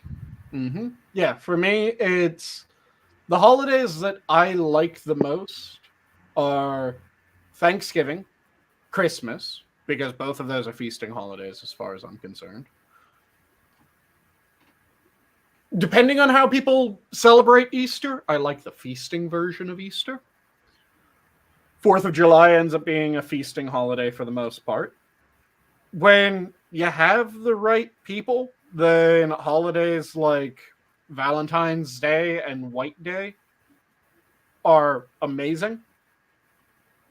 Well, on But Valentine's Day, I celebrate my divorce. fair My enough. divorce came final on Valentine's Day. So, Nice. Yeah, like I said, if you have the right people for it, holidays like Valentine's Day and White Day are fantastic. Do you guys know what White Day is? it's kind of like, okay. From what my daughter told me, she's like a major Japanophile. Yep. So what? One of the days, and I, I can't remember which one it is. The women do all the Valentine's Day stuff for the men. That's The Valentine's. other one, the men do all the Valentine's Day stuff for the women. Yep. So in a lot of Asian cultures, there's Valentine's Day and then there's White Day. Valentine's Day, the girls will show their appreciation for people in their life. And in, since you mentioned the Japanese version, there's 3 levels that you can show appreciation for. So there's different ways of showing that, which of course end up being boiled down to different types of chocolate boxes that you can give people. So you have obligation chocolates, which that is someone who is in your life that you're appreciative for, but it's an entirely platonic or professional relationship. That's when you have obligation chocolates. It's the most simply done box. Then you have special chocolates, which are a step up from that. So these would be the coworker that you're actually close with. You might give special chocolates to. And then the top level is hanmei, which it sounds like handmade, which is the easiest way of remembering that it is the most personal one, and that would be you give it to your partner, people like that. And then White Day is the opposite, where especially if someone gave you something on Valentine's Day, on White Day, then you're supposed to return the sentiment. If you actually do feel the same way. So you would give a appropriate level of gift back, which is really nice. I like that premise for the holidays, and it makes it so that it is more evenly distributed, which is why I like it. Since a lot of other ways that Valentine's Day and holidays like Valentine's Day end up being treated a good chunk of the time are all the pressures on one side or the other. So having 2 days that are split apart and it becomes one day it's you guys, one day it's you guys. That's really nice to my mind. But like I said, that's if you have the right people, that type of stuff is really nice. And White Day is a month after Valentine's Day. So Valentine's Day is the 14th of February, and White Day is the 14th of March. Very cool. Yep.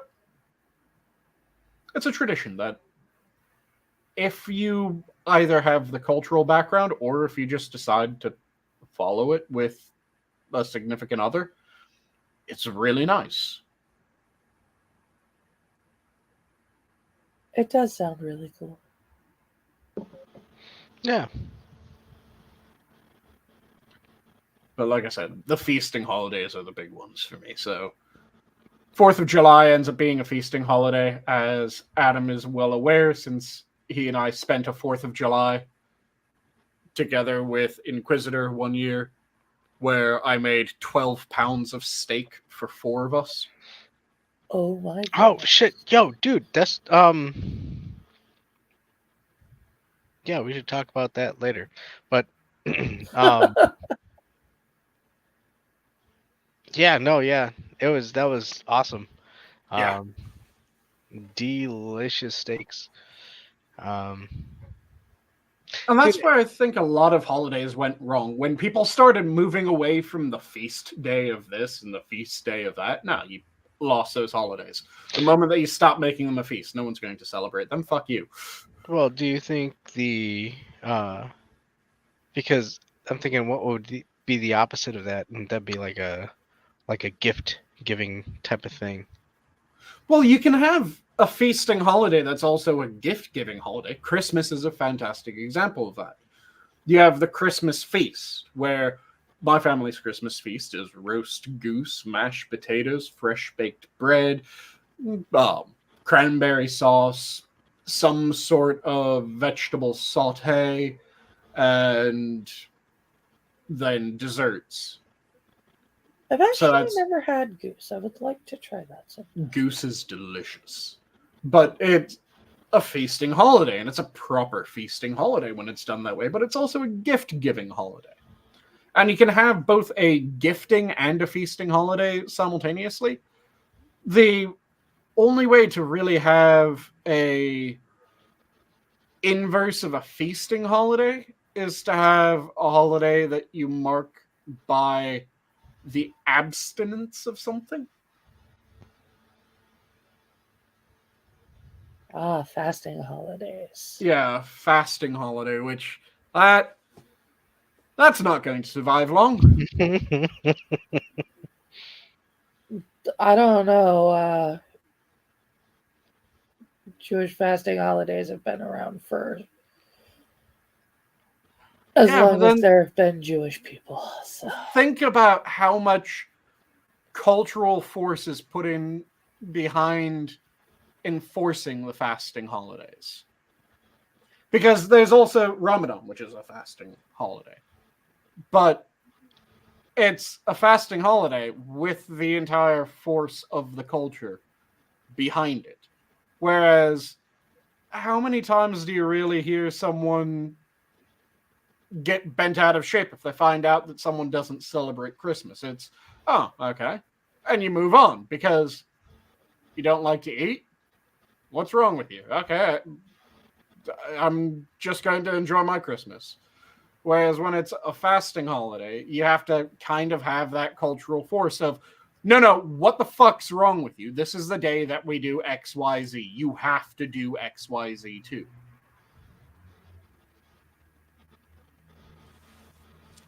I mean, hell, with feasting holidays, Christmas being a perfect example, people aren't even, for the most part, particularly strict about what you have to feast on. You have people that feast on turkey, people that feast on ham, on goose, on beef, on seafood, on insert meal here. The only thing that matters is that you're sharing a meal with people.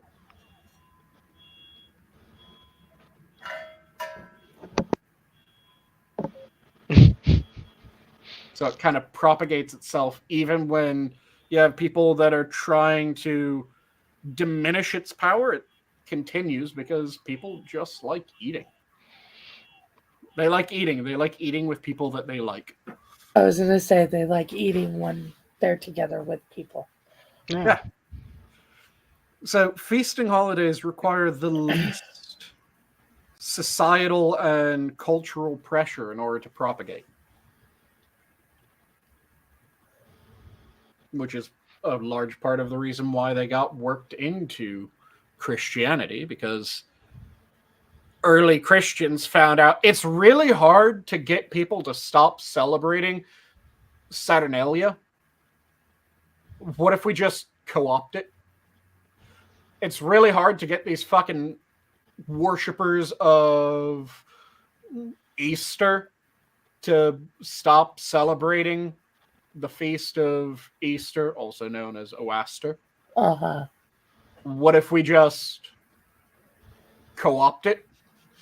All the really good feasting holidays were effectively, let's just take them.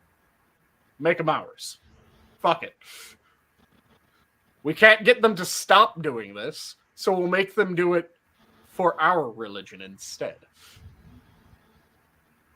That's the cultural power. Whereas you don't really have to do that when it comes to a fasting holiday. The moment that the cultural power behind it has been fragmented, it tends to fall off.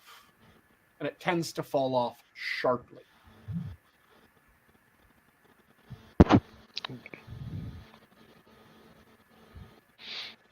Yeah, well, certainly don't want to fall off shortly either.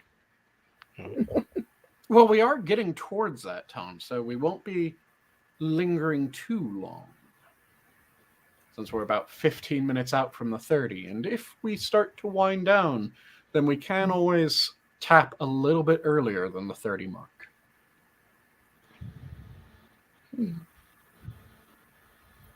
I prefer the old way of pronouncing Uranus. Uranus, it does sound like you're saying your anus. Indeed. Whereas the older pronunciation was Uranus. And I do like that. Uranus sounds nicer. Sounds so much better. Yeah. Doesn't sound like you're talking about someone's asshole. It instead sounds like you're talking about something that is important. Or Greek. Yeah, But but I was think going to about say it. there's something to have to do with the year. A lot of Greek things end up being important. At least a lot of ancient Greek things. A lot of modern Greek things don't really fucking matter now, do they? This is true. This is very true. Ah.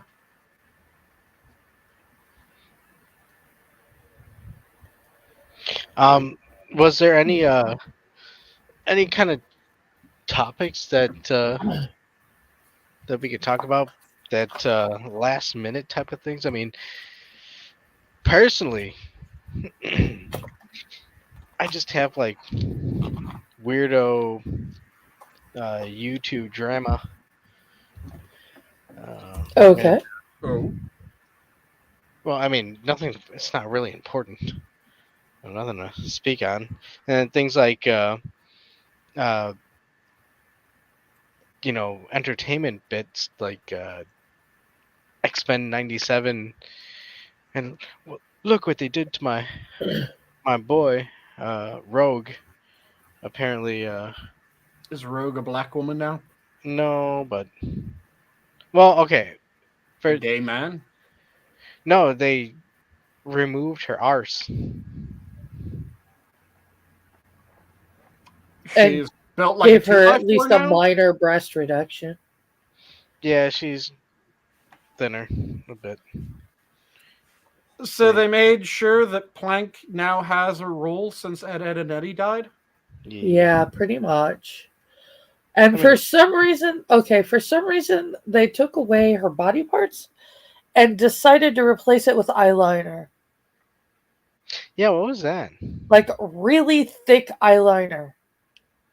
Okay. I think a lot of high school girls kind of cope that way. She's an old lady. She is now, but No. Like in X-Men '97, she's supposed to be like, well, not an old lady, but like a adult. She's not she's not a teen. But yeah, I don't know. They're doing their old, goofy shit. The one thing, okay, two things that I don't get. First off, I have the last episode of X-Men. I don't Mhm. recall Xavier dying. And two, I don't understand why Bishop is there. I could have sworn his whole arc was he was trying to correct stuff in the timeline to make sure that he can live peacefully with his. I think he had a daughter in his timeline, so that was his whole bit. Like there'd be no reason for him to stick around in this current timeline. But hey, got to have another character, and of course, the Morph is bisexual or binary or something like that. I don't know. See, I've always had the same opinion of if you want a character to be XYZ, make a character that happens to be XYZ. Don't change a character to be XYZ. Yeah, let's make a new one. There's a lot of really good characters from various forms of literature that happen to be gay.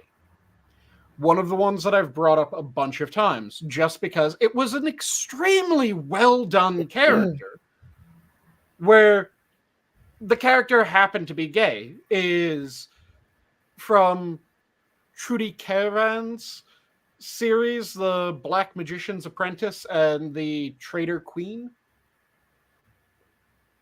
There's a character in that series who is a magician in this quasi-medieval world.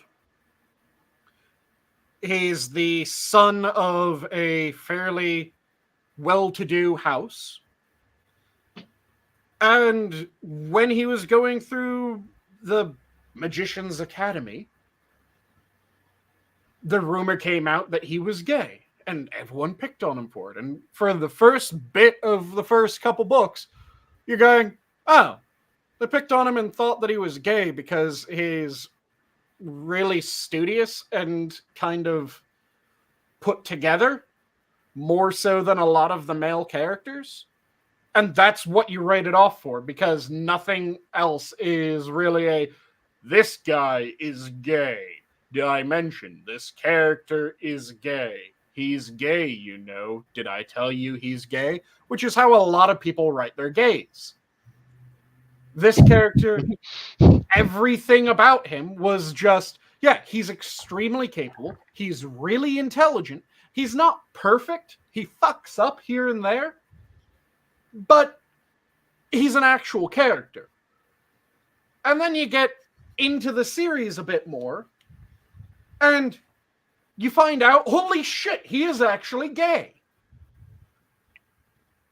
Because as you get more into the series, he ends up finding someone attractive, and they find him attractive. And that becomes a very minor plot point. That the main element that makes it a plot point is that other character helps him accomplish a variety of tasks, and they grow closer as they're doing these tasks. Again, it is a well-written character. It is the same sort of attraction that you want in straight characters. I was going to say, you mean the same as every other romantic subplot. Exactly. Mhm. So it's built up in the same way that you would any other romantic subplot, any other character. And just like how you don't have for a character who happens to be straight, the constant need to go, by the way, dude's totally straight. Did you hear that this character's straight? Did you hear that he definitely wants to fuck women with pussies? By the way, this guy's straight. You don't hear that. What you hear is what they're doing, what they're interested in. And then occasionally you'll hear, God damn, I find that girl hot. Well, I mean, a lot of times these people who are placed in charge to write these things, They're it's devoid of personality themselves, so they don't know how to write personality. well, yeah, but I mean, they seem to have a disconnect and seem to think that real life is the Breakfast Club, where there's jocks and nerds and like it's 1980s all over again. But the thing is that even the Breakfast Club, They yeah, were it not. had... Oh, good. They were not two-dimensional stick figures. That was the entire point of the Breakfast Club. Well, okay, but again, this is somebody who has not watched The Breakfast Club and just seen bits of it. Stills. Yeah, so even that is what they're running off of. Yep. And this is what they're craft. This is why they look at it and, oh yeah, the guy, he's just a shallow, evil dude, and all he's thinking about is this and this, and it's like that's not how it works. That's dumb as hell. That's a bad story. Why don't you Yeah. do better?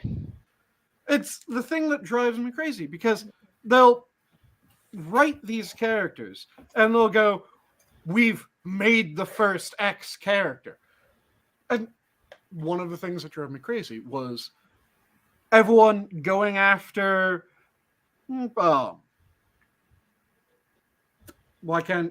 Rowling.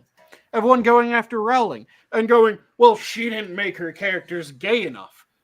The character that she told you was gay was effectively the principal of the fucking school. I didn't know that my principal had sex, let alone who with. I didn't care. I didn't want to know. My principal was kind of gross looking. I chose to think as little about who the hell they're fucking as is possible, and unless they had their husband or wife show up someplace, I had no clue that they were even with someone. So, yeah, when you're talking about a school setting, you shouldn't know who your teachers are fucking. You shouldn't know who the principal's fucking. The fact that it was you had to be told afterwards made it more realistic. Whereas if Albus, every time Harry had come into his office, was wiping his mouth clean as another male left the room, you'd be going, what the fuck is wrong with Rowling? This is something that drives me absolutely up the wall when it comes to that conversation. Because it's always, well, they didn't make them gay enough. What the fuck does being made gay enough mean? Oh, yeah, I was going to say, what exactly is gay enough? Because that's Being always the claim. attracted to someone of the same sex is not gay enough? Yeah. And it always boils down to, well, they didn't make it clear that he was gay. He wasn't the main character. You got almost no sections that were from his point of view. Do you know who McGonagall was screwing? Because I remember when people thought that she was screwing Dumbledore. Apparently she wasn't. Do you know who she was screwing? There's only 2 professors in the entire series that I can think of that there was any indication of who they were screwing, other than Snape, who it was clear he really wanted to dick down Harry's mother. And those are, I think, That Flitwick was and not. Sprout. That was unkind. Hey, it's accurate. He wanted to screw Harry's mother. I'm not saying he didn't, but he was in love with her. Yeah. It still boils down to he wanted to sleep with her. Because he was more in love with the idea of her rather than actually being. Because to my mind, if it's unrequited, it isn't real love. It's the love of the idea of a person. I disagree with that, but it might be a little late in the day to get into that discussion. Fair enough. But yeah, there's only 2 professors in the entire series that I can think of that actually had some indication of their romantic inclinations. And it was, if I remember correctly, Sprout and Flitwick were frequently seen together. And during the ball in the Goblet of Fire, it was talked about how they danced together more often than not.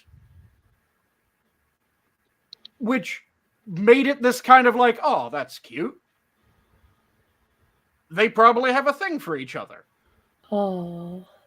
But it wasn't a over-the-top, they're constantly talking about how much they're into each other. No, it was just this type of thing that you would see if you had two teachers when you were going to school that were into each other, where you'd see them talk to each other a bit more, you'd see them kind of flirt, but you wouldn't really even think about them flirting unless you went, "Aw, that's cute," and moved on.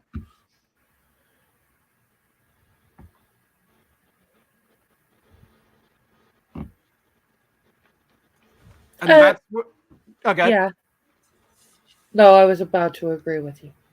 Oh, We had dead air. Sorry. Yep.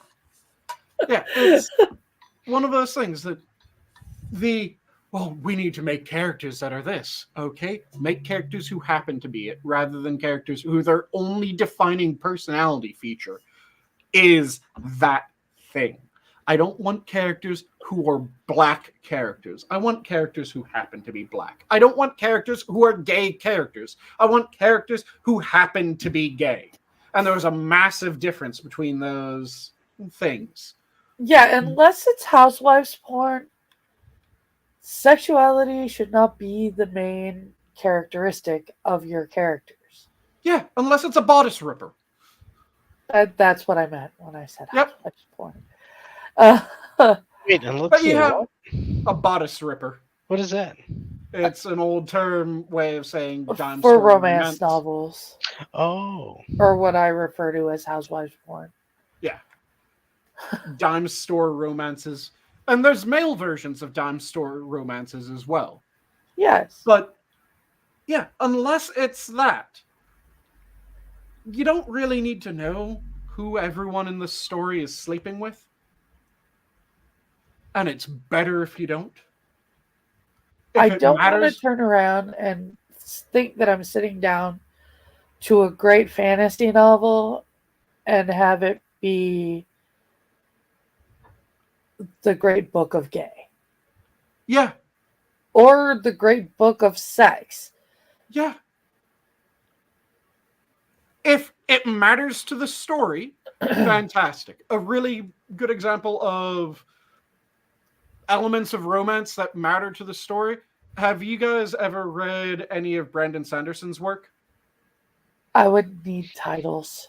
The Stormlight Archive, Way of Kings, the Rhythm of War.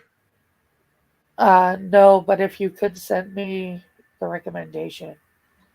Okay, yeah, it is. He's a fantastic author that does a series of series that are all taking place in a university called the Cosmere. And each of those is each series within the Cosmere is a self-contained series. But if you read multiple series, then you get more of the picture. You don't have to, but if you read more, you get more, and you get more out of each one that you read. Because you'll see a character in one of the series that if you're just reading that one, you're going, wow, they're interesting. It'd be awesome to find out more about this character. But it isn't vital for you to know more about the character. And then you read one of the other books and you go, oh shit, this character's from... Oh! Holy... Oh! And you start realizing how everything fits together and why they were doing the things that they were doing and how they were doing the things that they were doing. And it's this sudden, hell yeah, because you feel like you've figured something out rather than just being told. Since you're picking out each of these little pieces of the universe. Ooh. It's fantastic. But in the Stormlight Archive, which is one of the mainline series in that, there's 3 characters. Two guys and a girl. Who they have a little bit of a lover's triangle going on for a moment. you know when you're reading it which way it's going to go, but at the same time, it matters because it motivates some of their actions.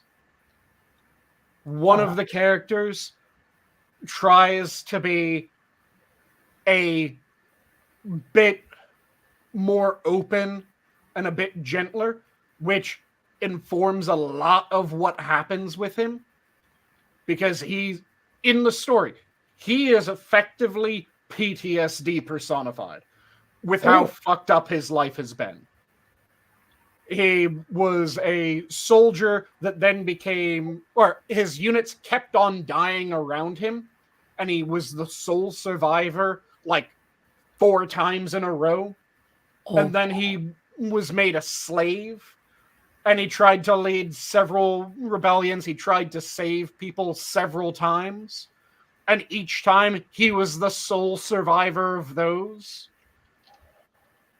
So the man has just constantly had it drilled into his mind that if he's leading people, those people are going to die. If he's close with someone, they're going to die. And he displays that. He acts in a way that you would expect for a character to act with that sort of thing constantly drilled into him. He tries to be noble, but at the same time, he has this always in the back of his mind that I'm going to fail. I'm going to get them all murdered. They're going to die because they know me. And that's one of and that's one of the characters that gets in this lover's triangle. And he starts kind of being opened up by one of the other characters. And there's another one that he's really confident and fairly brave, but there's this feeling that a chunk of that is just, well, this is what I'm expected to be, and not him actually being that way entirely. And the triangle kind of makes him become that way more honestly, but also learn not just to do what is expected of him, but do what he thinks is right. Even if other people might think it's wrong, he knows what he knows, so he's going to act on it. So it informs each of the characters in it, which is fantastic. That's the type of shit that you want when you have the love angle. You want it to actually be displayed in how the characters develop. In how they develop. And that's what makes those characters amazing. A good love story that has an impact on the character's life as a whole is what you want. Yep. In the story. Not a character that lives only because of their love life. Yeah. And that's what you get with a lot of the characters in the series. It's not about the love triangle. That's just one of the aspects that pops up in the narrative. And it matters. It actually affects things. But that isn't...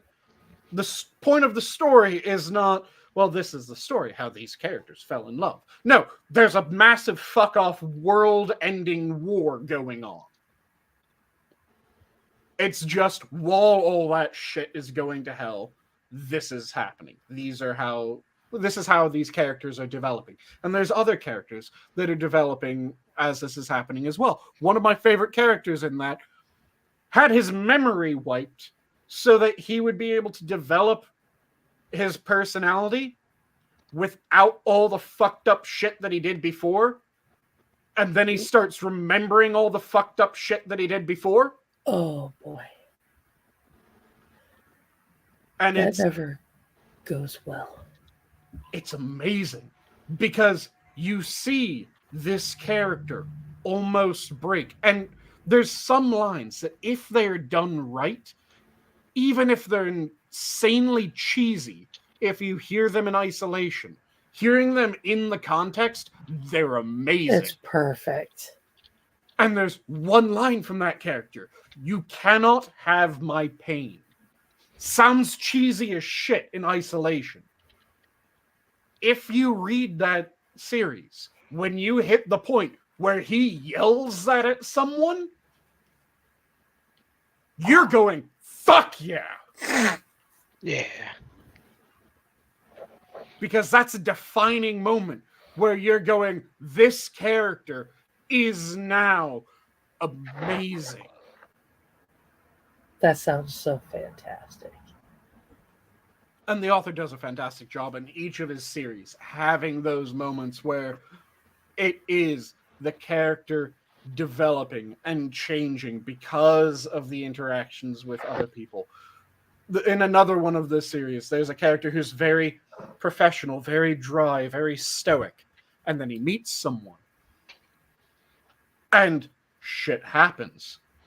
And he's able to get enraged. And he becomes terrifying. Well, what kind of shit happens? He gets really close to someone, and then he sees someone try to kill them. Oh. And he goes from this, I don't like harming people, I'm not going to hurt people, I'm not going to do this, to, I ripped this man in half. And I don't feel sorry about it.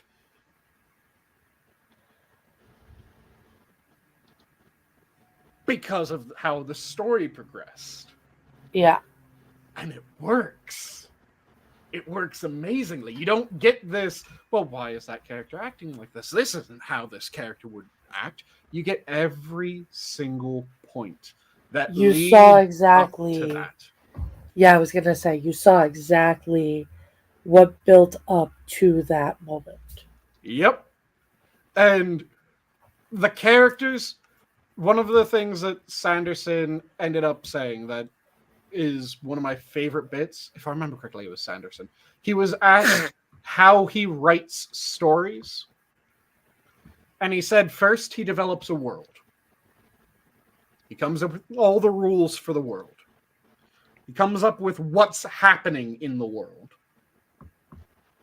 And then he makes his characters. And he drops them into the world. And he sees what his characters will do. If his characters do things that are intelligent and get them out of a situation, fantastic. You see their triumphs.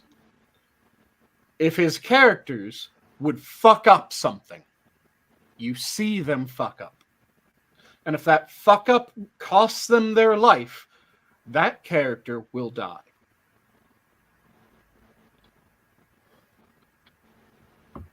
And he does that because the way that he makes his characters, if he did anything other than that, he would feel like he's changing either the world or the character. Exactly. You have to be true to what you created. Yep. So by him making the world, then making the characters, he finds himself often pushed back into these corners and having to just watch as his character, a character that he loves, does something that hurts the character.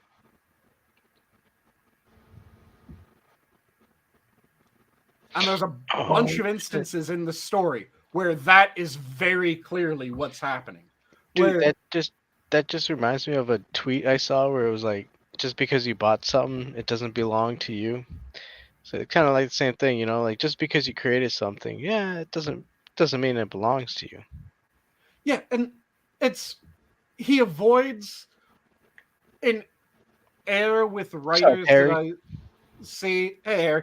He avoids an issue with writers that I see quite often, and it just immediately takes me out of a work once I see it, which is when they have to change the character in order to make the story happen.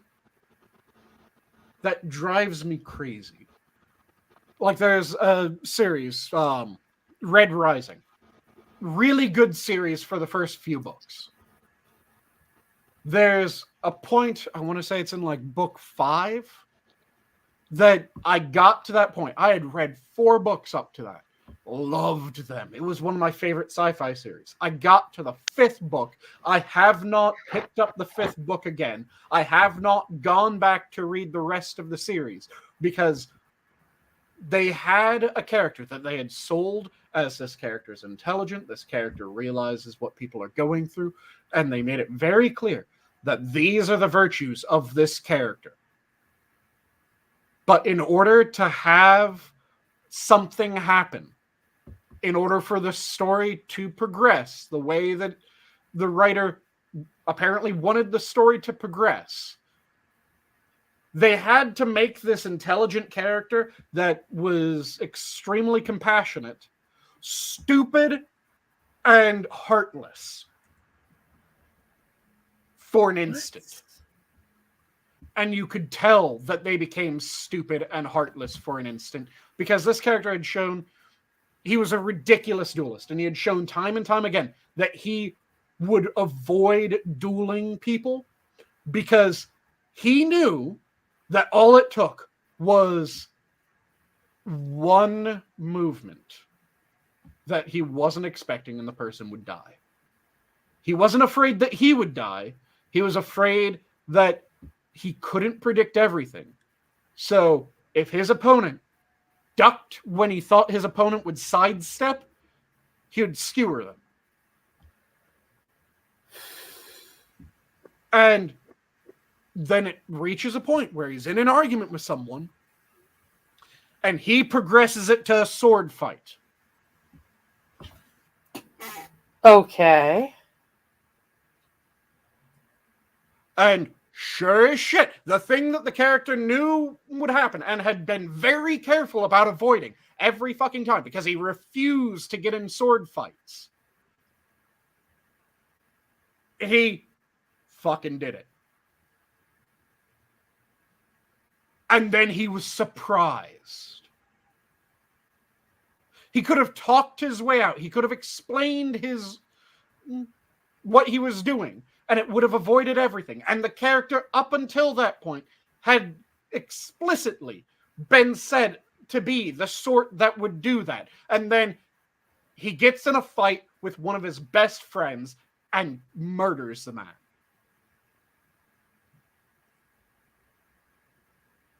Oh, wow. And then is surprised that this happened. No shit. Throughout the entire series, you've said that this would happen.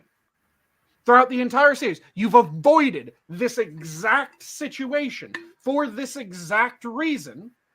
And it's not foreshadowing when you do it the way that it was done in the series. It's just in order for the story to progress how the author wanted it to progress, he needed this character to fuck up. So rather than making it so that the character fucked up in a way that was true to the character fucked up in this way. And it just made me immediately set down the book. I haven't picked it up. I haven't returned to it because fuck that. Well, yeah, if you can't respect what you've made yourself, you clearly have no respect for your audience either. Yep. Why should they bother to continue? And I've read books that have far inferior writing quality to the Red Rising series. Again, I loved the first few books of the Red Rising series. They were fantastic. The betrayals that happened were earned. The shocking moments were earned. The sorrow was earned. The victories were earned. And then it hit that point.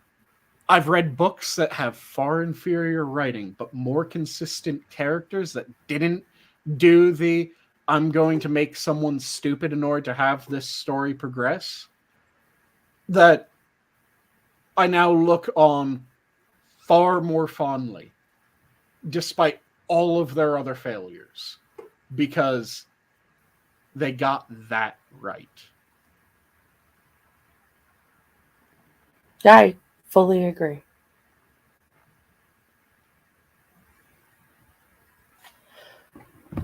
And I've had a fair bit of a rant. Any of you guys want to jump in on anything, or shall we go to parting words? Oh, I I don't think I have anything to add. To be honest, I mean outside I'm, parting words, yeah. I'm okay with parting words. Copy that. Who wants to go first? Well, I think it's only fair to say, and Angela goes first. Ladies first, right? Copy that. Okay. You want to go first then? Have a good night. Make sure you go to the theater, catch some good movies, eat lots of popcorn, and add Buncher Crunch to your popcorn. It's surprisingly delicious. Bunch of Crunch is delicious. I love Bunch of Crunch. Adam?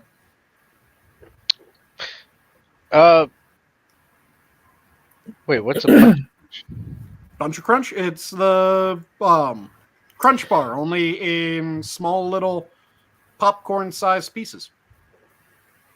Like Nestle Crunch? Like they took a Yeah. Nestle's Crunch Bar and crumbled smashed it it. up into. Oh, and you can put it in your popcorn?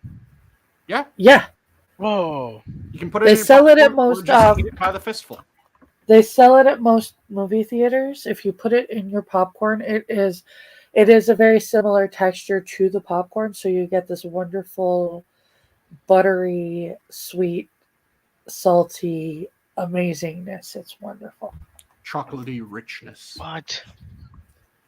Okay. Okay. That that kind of set me aside for a second because I was trying to register what.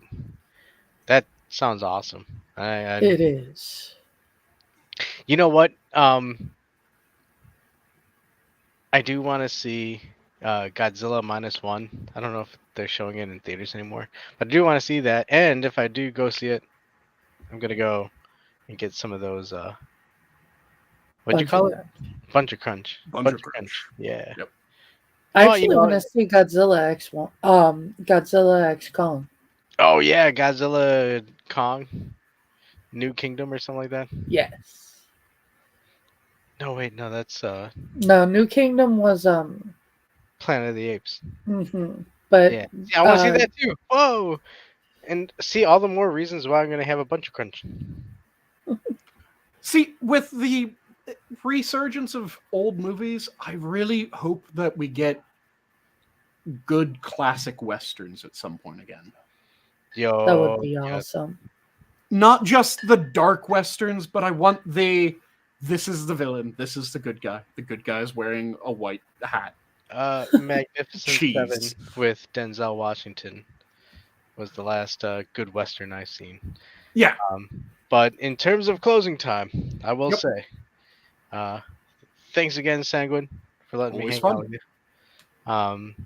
Angela, I'm glad that you're popping in now, and you're Around. yeah, because you're fun to chat with. So Thanks. hopefully we see more of you. Again, thanks everybody in chat for hanging out. But I love you all, and God bless. And I'll leave off with my standard of, if you're passionate about something, make sure that you devour it. Don't let it devour you. And with that, have a good night all. The zoo is closed. Night. Ow. Good night. Are you going to say goodbye or just ow, Adam? Oh, ow, Adam. Okay. Bye. And now I click this, and it takes a